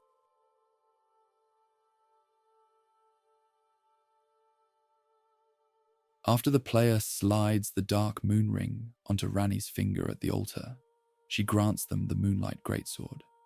This weapon is a legendary staple of the Carian royal family. It is a tradition for a Carian queen to present this blade to her chosen consort. It is more than just a tool for war. It is a physical symbol of a vow. By giving the player this sword, Ranni is officially declaring that you are her equal and her lord. You are no longer her servant or her hands. You are the one who will stand by her side as she leads the world into a new era. The sword itself is a beautiful and cold object. It is infused with the light of the dark moon, glowing with a pale blue energy that reflects the spirit of the stars. It is a weapon that demands intelligence and faith in the lunar path. Unlike the golden weapons of the Erd Tree that seek to dominate and light up the world, the Moonlight Greatsword is a blade of shadows and silence. It represents the quiet strength of the night. To carry this sword is to carry the weight of Ranni's destiny. It is the signature of your shared lordship. This gift is also a sign of Ranni's gratitude. She admits that she never expected a tarnished to follow her so far into the dark. By granting the sword, she is acknowledging that she could not have reached the stars without you. The sword is a bridge between the physical strength of the tarnished and the spiritual power of the witch. It is the perfect union of the two halves of their partnership. It is a weapon built for the voyage ahead, a blade that will cut through the last remnants of the old world to make room for the cold expanses of the new one. The tradition of the sword also links the player to Ranni's mother, Rennala. It is a reminder that Ranni is reclaiming her heritage. She is returning to the old ways of the moon, where the queen and the consort were equal partners in the cosmic dance. By accepting the blade, you are stepping into a lineage of Carian lords. You are becoming part of a history that predates the arrival of the greater will. The sword is your badge of office in the age of the stars. It is a promise that you will never be alone in the dark. Ultimately, the vow of the Moonlight Greatsword is the final seal on the relationship. The ring was the proposal, and the sword is the marriage contract. Ranni tells you to continue your journey to become the Elden Lord, promising that when the end comes, she will be there to meet you. The sword is a constant companion for the final battles of the game. It is a piece of Ranni that stays with you even when her spirit is distant. It is a blade of moonlight in a world of dying fire, a symbol of a hope that is cold, distant, and absolutely unbreakable. Part 23. The Tragedy of Blaidd. As Ranni achieves her final victory over the Two Fingers, the Shadowbound curse on Blaidd finally takes its toll. Ranni knew this day was coming. She knew that the moment she successfully killed her fingers, the failsafe inside her shadow would trigger. When the player returns to the Three Sisters, they find Blaidd sitting outside Ranni's rise. He is surrounded by the corpses of Black Knife assassins. Even as his mind was rotting and the Two Fingers were screaming for him to kill Ranni, Blaidd's loyalty held firm. He fought off her enemies until the very last spark of his sanity was extinguished. The tragedy of Blaidd is a visceral and heartbreaking sight. He has descended into a feral madness. He no longer recognizes the player or the world around him. He is a beast of the greater will that is fighting against its own nature. He is howling in the dark, a loyal dog who has been turned into a rabid monster by the gods he never wanted to serve. Ranni had already departed, leaving him behind to spare herself the pain of watching his collapse. She loved him as a brother, but she knew that her freedom required his destruction. It was the coldest and most personal price of her rebellion. The player is forced to put Blaidd down. It is an act of mercy. To leave him in that state would be a greater cruelty. As he falls, he dies as he lived. A warrior of the moon. His death is the final severance of Ranni's ties to her childhood. Blaidd was the last physical link to the time when she was still a princess of the flesh. His death marks the total end of the household of the Three Sisters. The shadow is gone, and only the spirit remains. Blaidd's tragedy is the proof that the greater will uses love as a weapon, turning the most beautiful bonds into chains of blood. Ranni's silence regarding Blaidd's death is not an act of indifference, but an act of mourning. She spoke of her love for him in her final dialogues as a miniature doll, admitting that she would miss him. She chose to move forward so that his sacrifice would not be in vain. She understood that in a world of cosmic wars, there is no room for everyone to survive. Blaidd was the martyr of her age.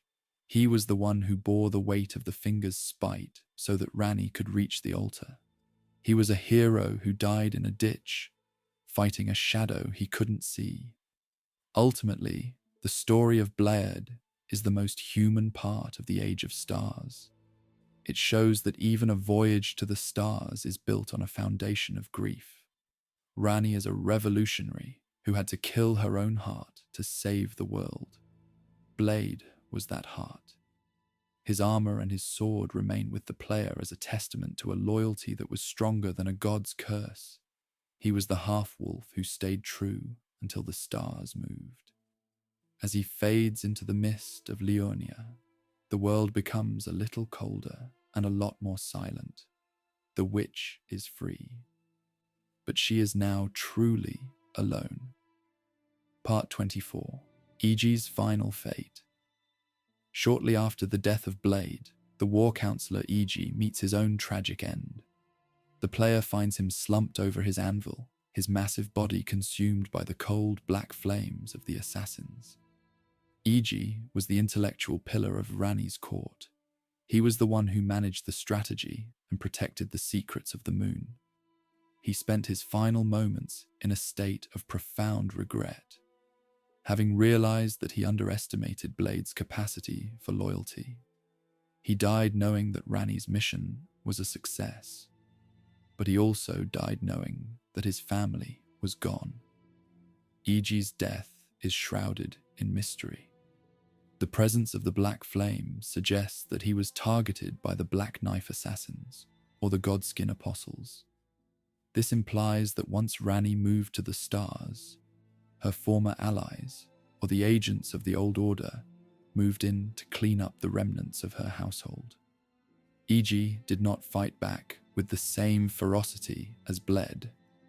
He accepted his fate with the calm of a man who had finished his work. He had forged the weapons, shielded the mines, and seen his queen to the threshold of a new age. He was a giant who had lived long enough to see the world change. The loss of Egi is the final blow to the court of the Three Sisters. With Saluvis dead, Blaidd gone, and Egi fallen, Ranni has no one left from her original life. The towers are empty. The manor is silent. This total destruction of her household highlights the isolation of the Empyrean path. Ranni is a goddess who has been stripped of everything. She is heading into the cosmos with nothing but a tarnished lord. This was her choice. She believed that to be a true guide for the world, she could not be tied to the people or the places of the past. She had to become a singular, distant entity. Egi's mirror shield helmet remains as a symbol of his service. He wore it to hide his thoughts from the greater will, proving that even a giant could outwit a god. He was the father figure of the group, the one who kept the peace and ensured the plan moved forward. His death is a quiet and somber affair. It lacks the explosive violence of Blaidd's end, but it carries a heavier weight of finality. The war counselor is gone, and the strategy is now in the hands of the player. Egi's furnace has gone cold, and the ash of his fire is all that remains of the Carian defense. Ultimately, Egi's fate is the closing of the door. The history of the Three Sisters is over. The quest is no longer about a group of rebels. It is about a god and a lord. Egi died with a sense of peace, believing that Ranni was safe and that the age of stars was inevitable. He was the loyal blacksmith who hammered out the future and then stepped into the dark. As his body smoulders in the cold Liurnian air, the player is left with the realization that the voyage to the stars is a journey that leaves a lot of bodies behind. The moon is rising, but the hearth is empty.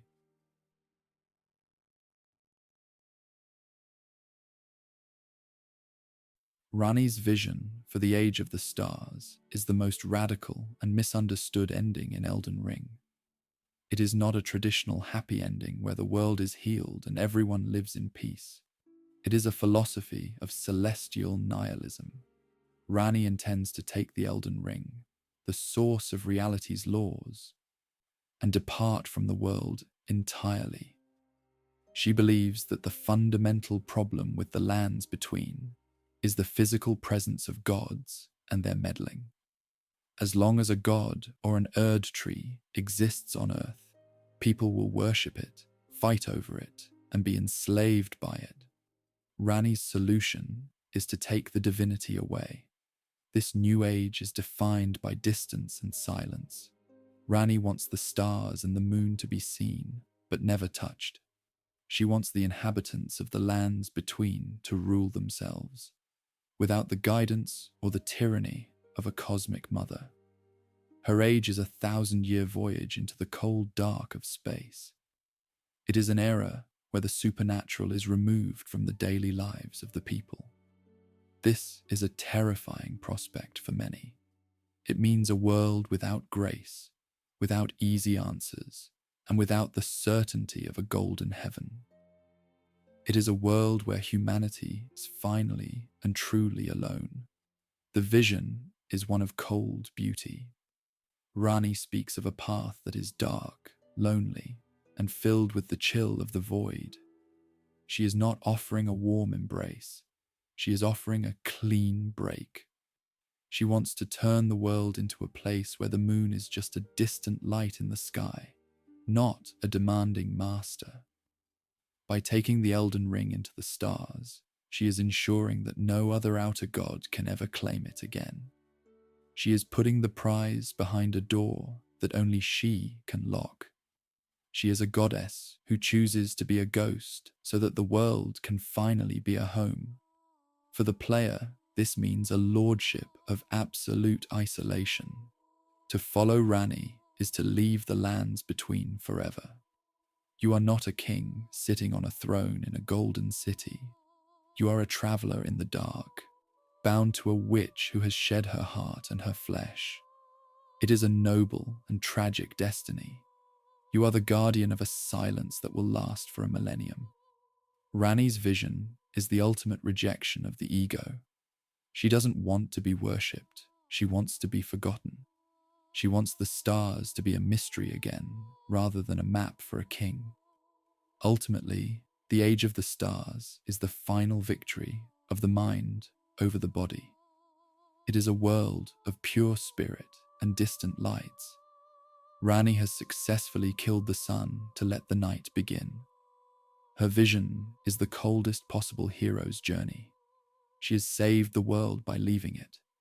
She has cured the rot and the madness by removing the source of the infection. The lands between will continue, but it will be a world of men and women, not gods and monsters. The moon is full, and the voyage has begun.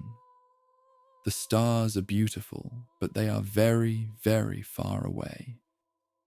Part 26, The 1,000-Year Voyage. The final act of Ranni's quest is the beginning of her 1,000-year voyage. In the final cutscene, she stands before the shattered remains of the Erd Tree and the Elden Ring. She does not mend the ring to sit on a throne. She takes the essence of the Order into her hands and prepares to depart. She speaks to the world one last time, declaring the end of the Age of Fracture and the beginning of the Age of the Stars. This is the moment she finally leaves the earth behind. She takes her lord by the hand and steps into the cold, silver light of the moon. This voyage is a literal journey into the cosmos. Ranni and her lord are leaving the physical realm to wander the stars for a millennium. This time frame is significant. It represents a total epoch of human history, where the world will be left to its own devices. There will be no more gold, no more grace, and no more divine intervention. The world will be governed by the laws of nature and the choices of the people. Ranni is the pilot of this voyage, steering the divinity of the world away from the hungry mouths of the outer gods. She is a celestial shepherd, leading the light into the dark. The voyage is described as lonely and cold. Ranni is honest about the fact that this is not a path of comfort. She and her lord will be the only ones who remember the truth of the old world. They are the keepers of the flame in a universe of ice. This sacrifice is the final proof of Ranni's character. She is willing to endure an eternity of isolation to to ensure that the people she left behind are free. She is a goddess who has chosen her own exile. She is the captain of a ship that will never dock, wandering the stars to keep the world safe.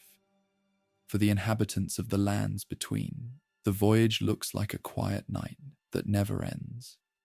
The oppressive golden glow of the Erd tree is gone, replaced by the soft and indifferent light of the moon. People will wake up and realize that the gods are no longer watching. They will have to find their own meaning in the silence. The 1,000-year voyage is the ultimate act of de-escalation. Ranni has removed the weapon that everyone was fighting over. She has taken the Elden Ring to a place where no one can find it. She has traded her presence for their peace. Ultimately, the 1,000-year voyage is the most successful revolution in the history of the lands between. Ranni didn't just win a war. She ended the cycle. She didn't just change the ruler. She changed the rules. As she and her lord fade into the celestial mist, the world below is finally allowed to breathe. The voyage is the beginning of a long, cold, and beautiful silence. Ranni the Witch has become the god of the moon, and her lord is her equal in the dark. The journey is long, but for the first time in history, the path is clear. Part 27. The Philosophy of the Dark Moon. The philosophy of the Dark Moon is the intellectual foundation of Ranni's entire life and her final age.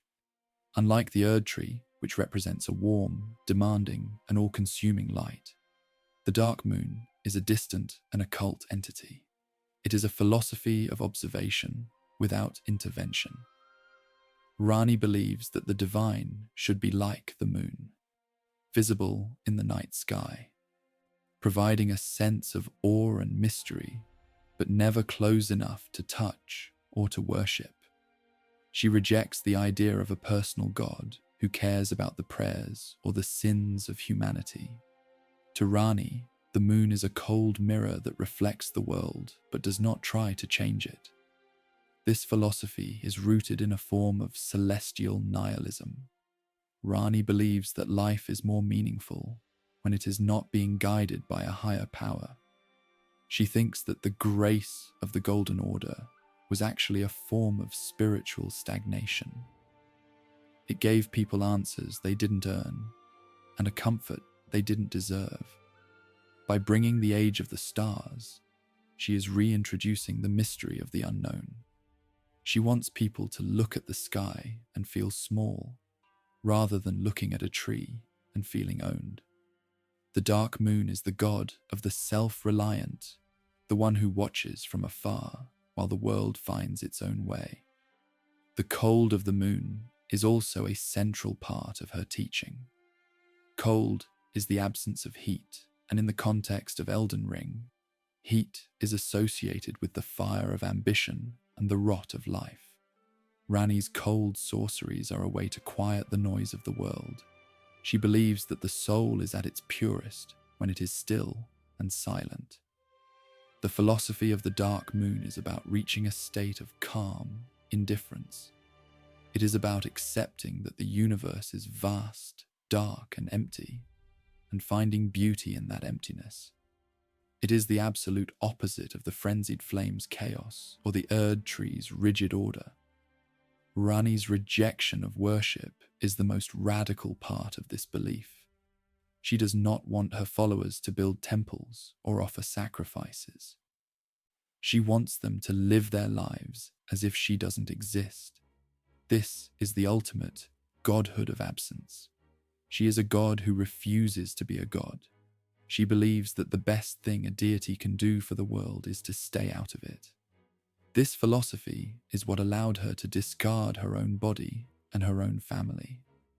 She was practicing the distance she eventually wanted for the whole world.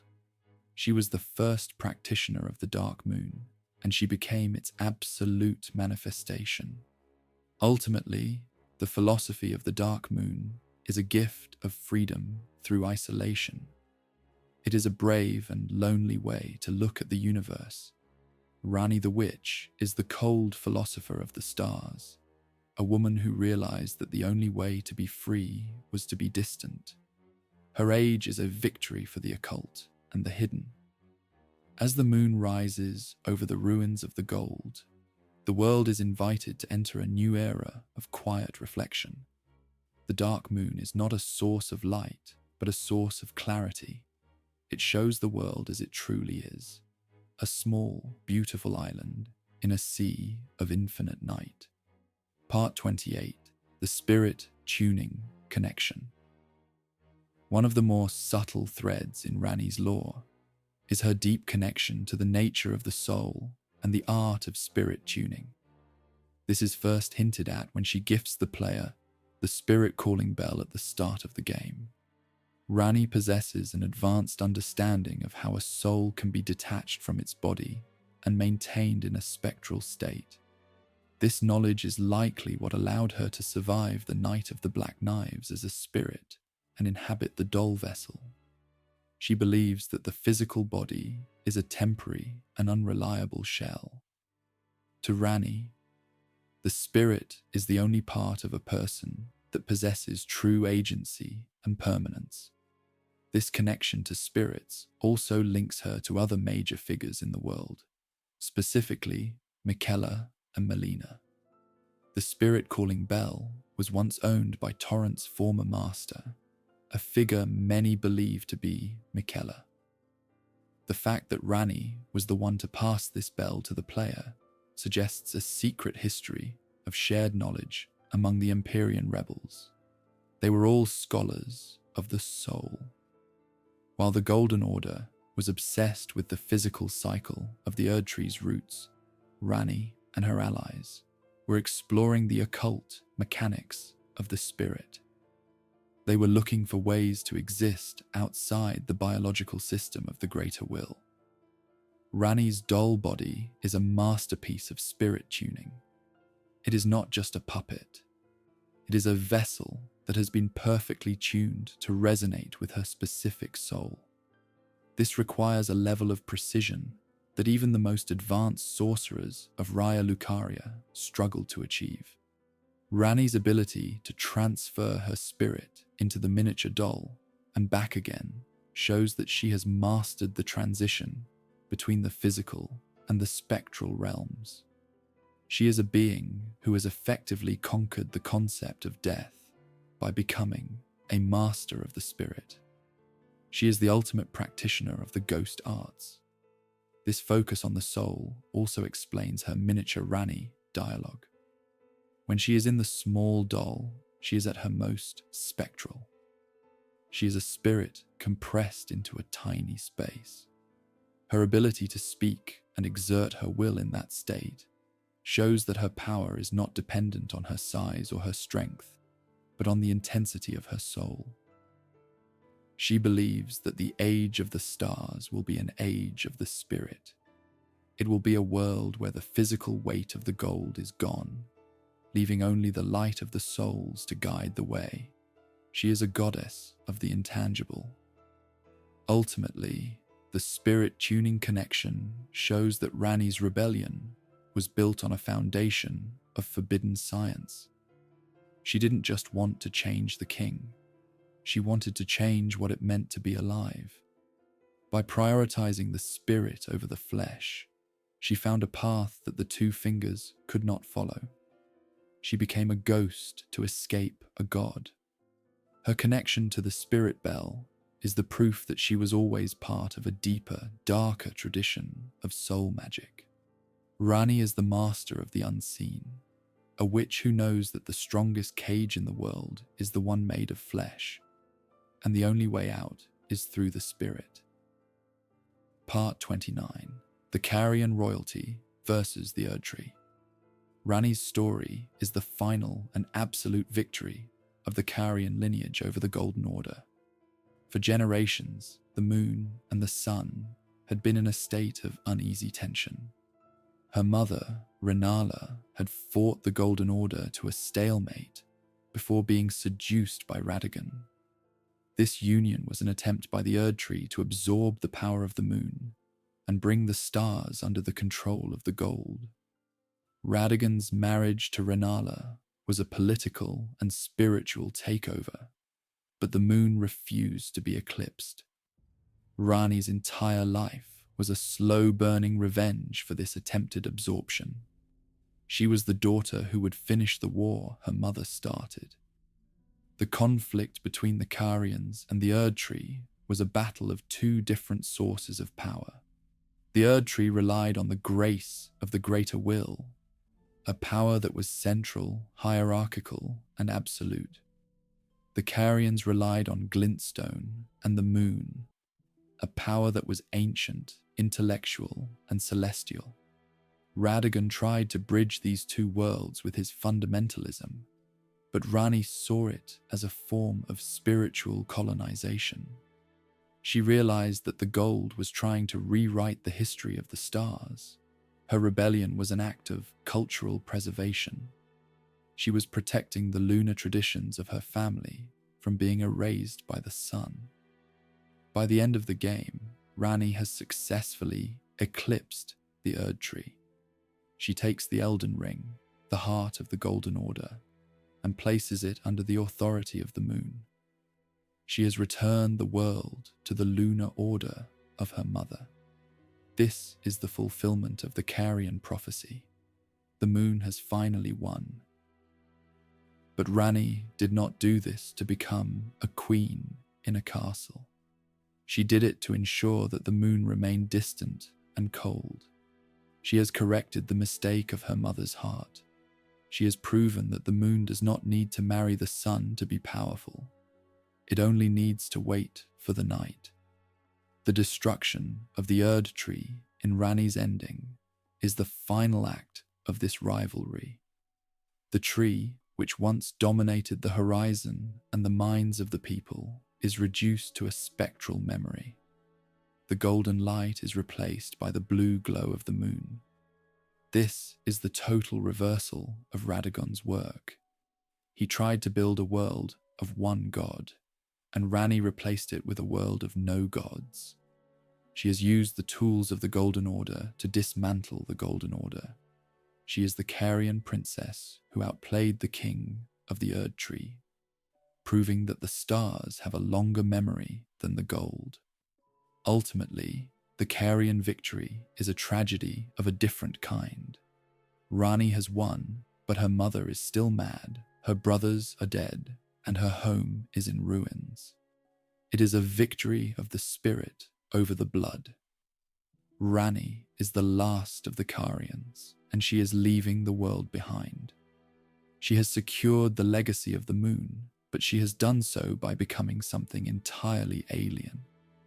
Her story is the final chapter of the Carian royal family, a story of a house that was broken by the sun and finally found its revenge in the cold, dark silence of the stars. Part 30. The Miniature Rani's Secret Dialogue.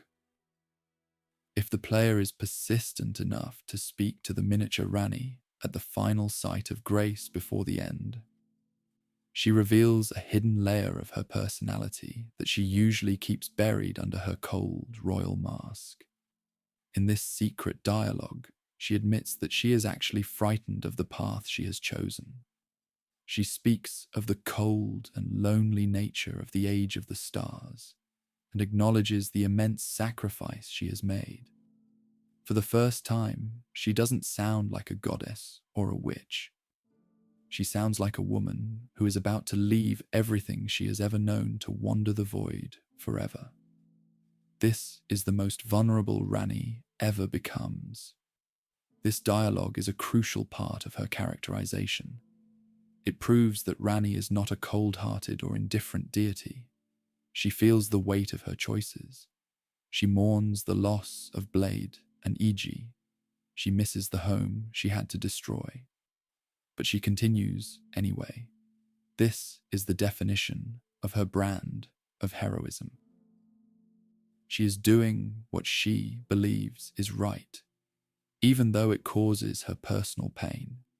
She is not a machine of logic. She is a person of absolute conviction. Her fear makes her rebellion even more impressive. as it shows she is overcoming her own human instincts to serve the greater good of the world's freedom. She also reveals that she is grateful for the player's companionship. She tells you that she is glad it was you who found her in the doll. This is her way of saying thank you without using the words.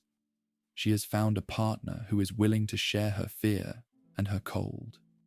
This secret conversation is the real wedding of the Age of Stars. It is a moment of total honesty between a god and a lord. They are two souls standing on the edge of the universe, admitting that they are scared of the dark, but agreeing to walk into it together anyway. This dialogue recontextualizes the Age of Stars ending. It is no longer just a philosophical shift, it is a personal sacrifice. When Ranni takes you into the stars at the end, she is doing so with a heavy heart. She is taking the burden of the world's divinity into the dark, so that no one else has to feel the fear she feels. She is the sufferer of her own age.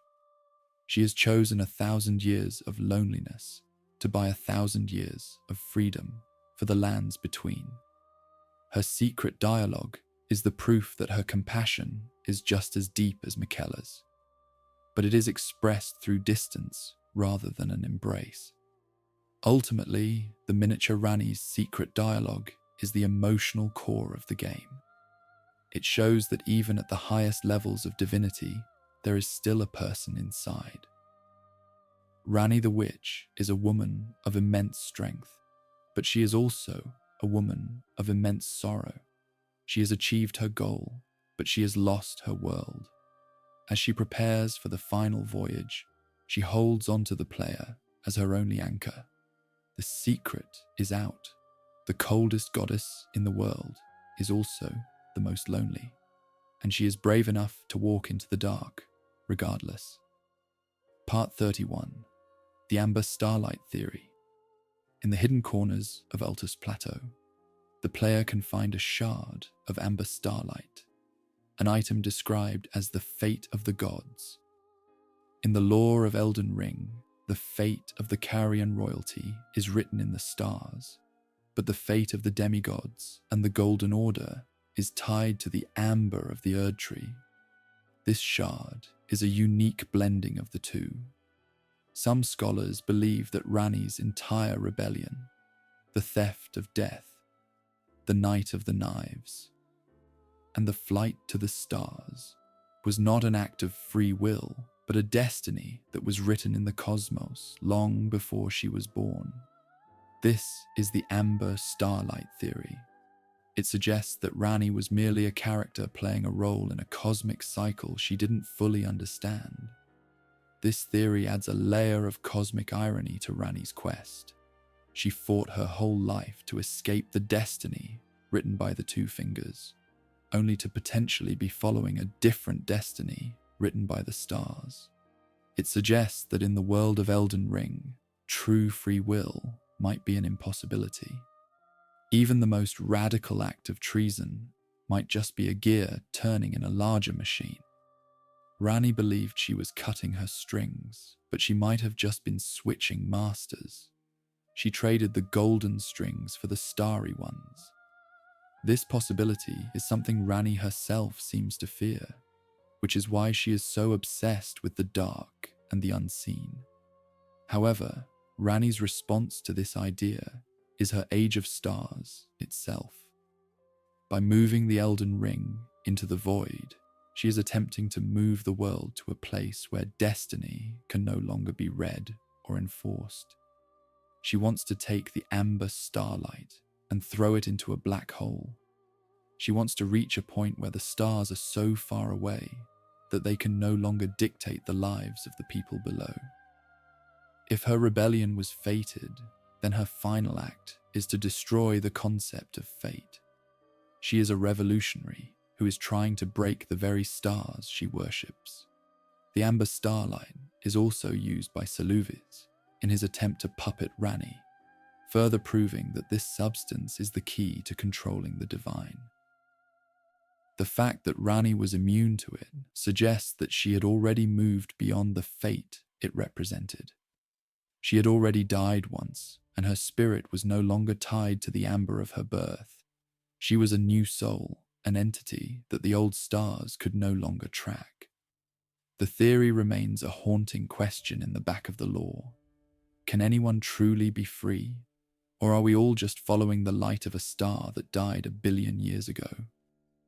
Ultimately, the amber starlight theory highlights the nihilism of Ranni's path.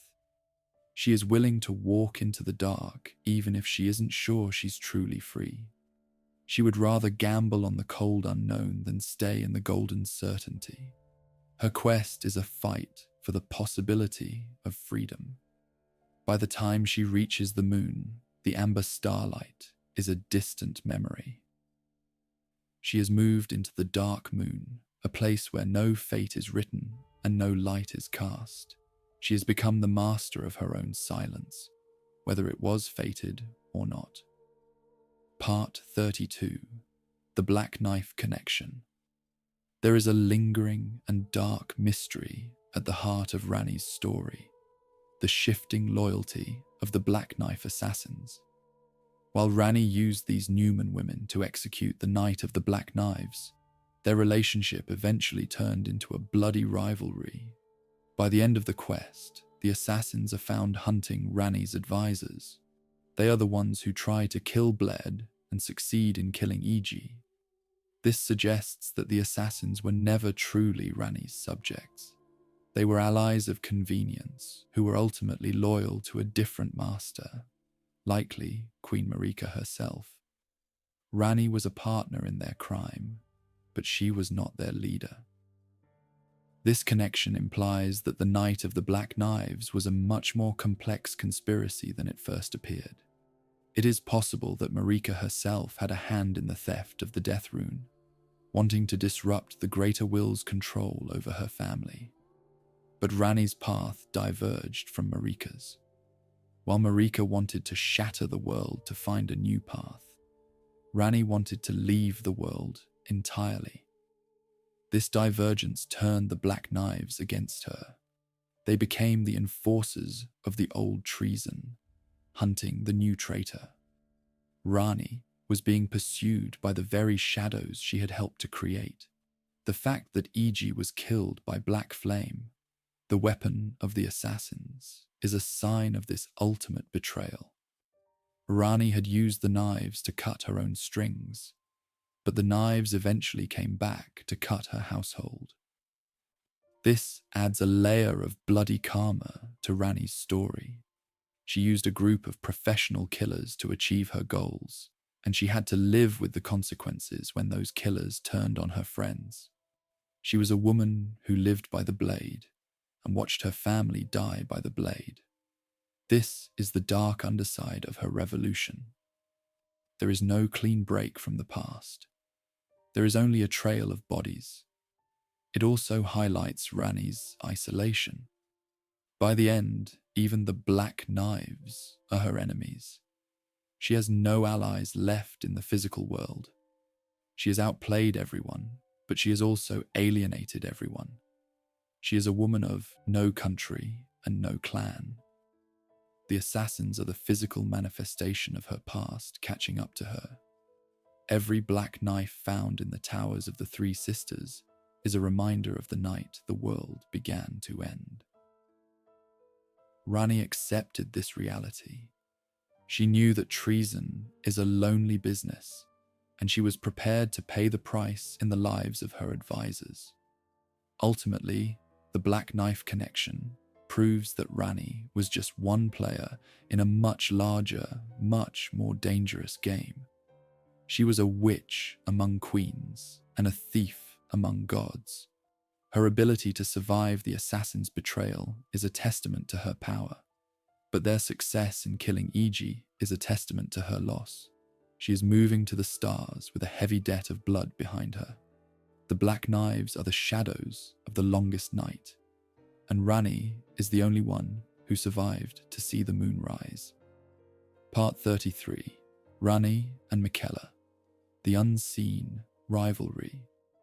Rani and Miquella represent the two greatest and most successful rebellions against the greater will in the history of the lands between. They were both Empyreans who saw the fundamental flaws of the Golden Order and chose to walk a path of total treason. However, their philosophies were complete opposites. Miquella sought to fix the world through a new godhood of compassion. He wanted to stay, to embrace, and to heal. Rani sought to free the world through a godhood of absence. She wanted to leave, to distance, and to silent. They represent the two different answers to the question of divinity. Do you try to be a better god, or do you refuse to be a god at all? Their rivalry was never a physical battle, but an ideological one. Miquella's age of compassion was a world of mandatory kindness and divine presence. It was a world where everyone was charmed into a state of peace. Rani's age of stars was a world of absolute free will and divine distance.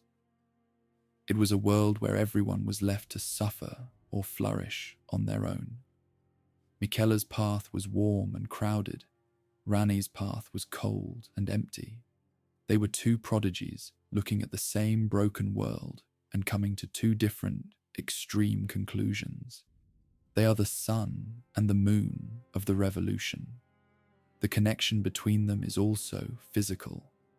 Rani's possession of the spirit calling bell, an item linked to Miquella, suggests they were once allies, or at least aware of each other's plans. They likely shared knowledge of the soul and the spirit world. But as their paths progressed, they became the two poles of the world's future. Miquella's plan required the resurrection of the Old Lords, while Rani's plan required the destruction of the Old Order. They were two architects building two different futures on the ruins of their mother's empire. Rani's victory in the base game is the silent answer to Miquella's loud dream in the Shadow Realm. Ultimately, Rani won the ideological war by being the first to leave. While Miquella was trapped in his cocoon and his Shadow World pilgrimage, Rani successfully executed her plan and moved the Elden Ring into the stars. She achieved the absence that Miquella could never accept. Miquella was too tied to his love for his sister and his desire to help the broken. Rani was brave enough to be unloving to ensure freedom. Her ending is the final verdict on the demigod's struggle. It proves that the only way to truly win the game of the gods is to take the board and walk away from the table. Rani and Miquella are the two faces of the new world. One is the face of a god who wants to hold your hand forever, and the other is the face of a witch who has already turned her back on you. They are the Carian and the Halig tree answers to the Erd tree problem. By choosing Rani, the player is choosing the moon over the compassion. They are choosing the cold silence of the stars over the warm charm of the godchild. It is a choice between a world that is perfectly managed and a world that is perfectly free. Rani's success is the coldest and most absolute of all the endings.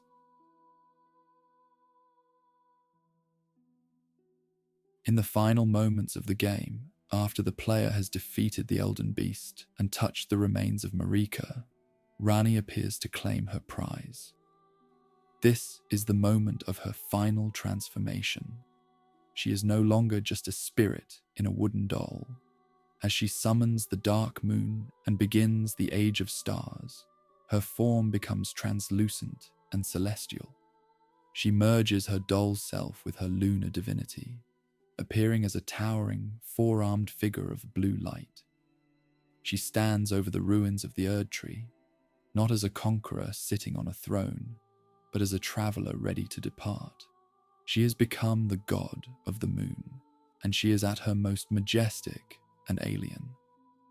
This transformation is the physical realization of her 1,000-year voyage. She has officially shed the last remnants of her earthly identity. She is no longer the daughter of Rennala or the sister of Radahn. She is the moon itself.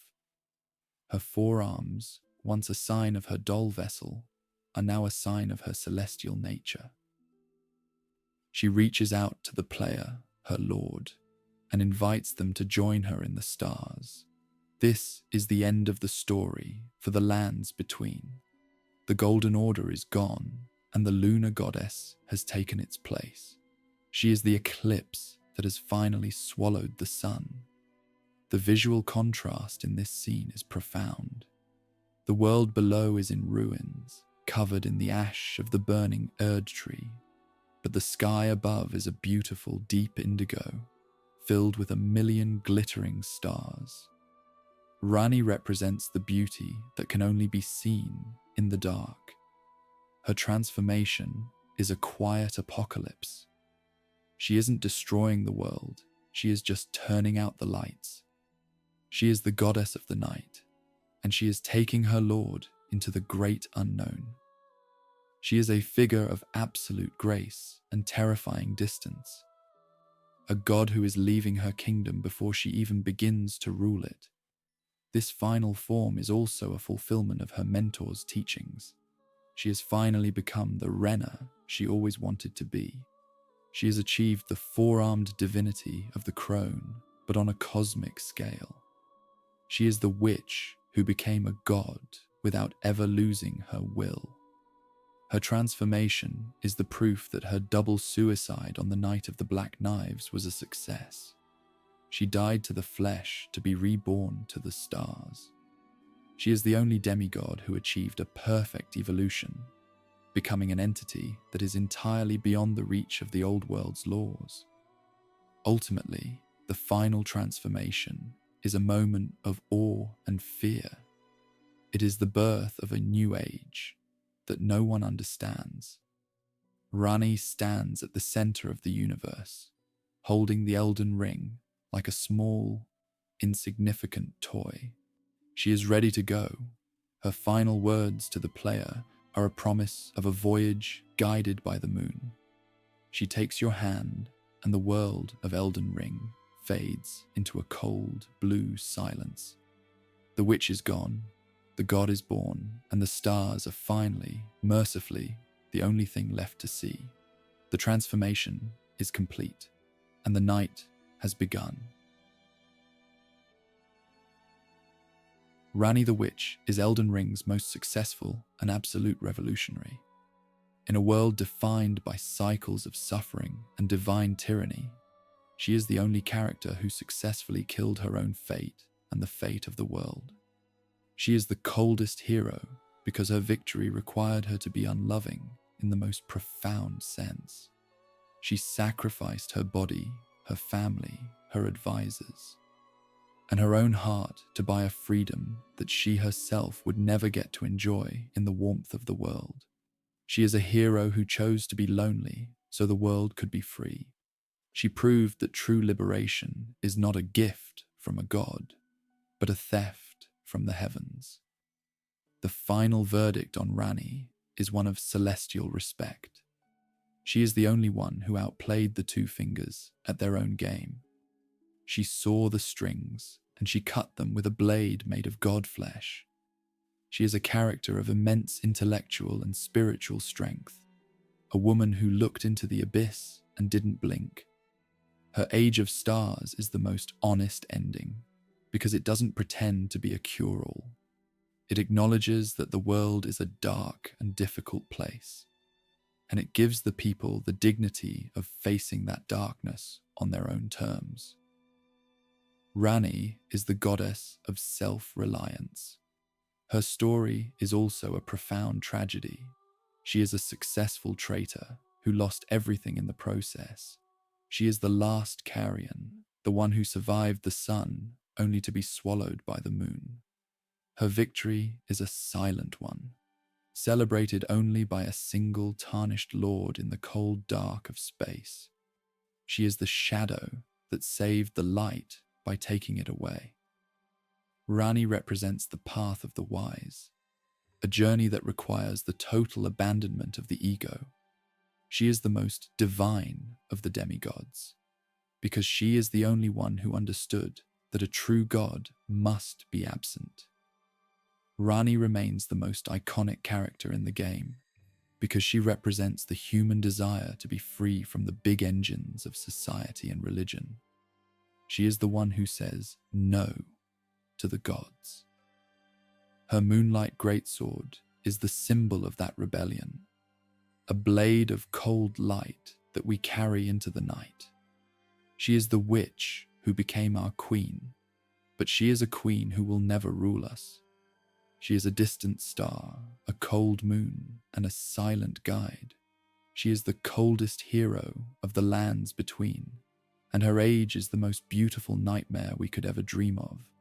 Ultimately, Ranni's story is the heart of Elden Ring's philosophical struggle. She is the one who broke the ring to let the stars shine through.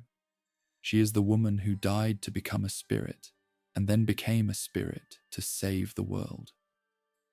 As we drift into the void with her at the end of the game, we realize that the Age of Stars was always her destiny. She was the daughter of the moon, and she has finally returned to her mother's sky. The voyage is long, the night is cold, and the silence is absolute. But for the first time in an eternity, the world is finally, truly free.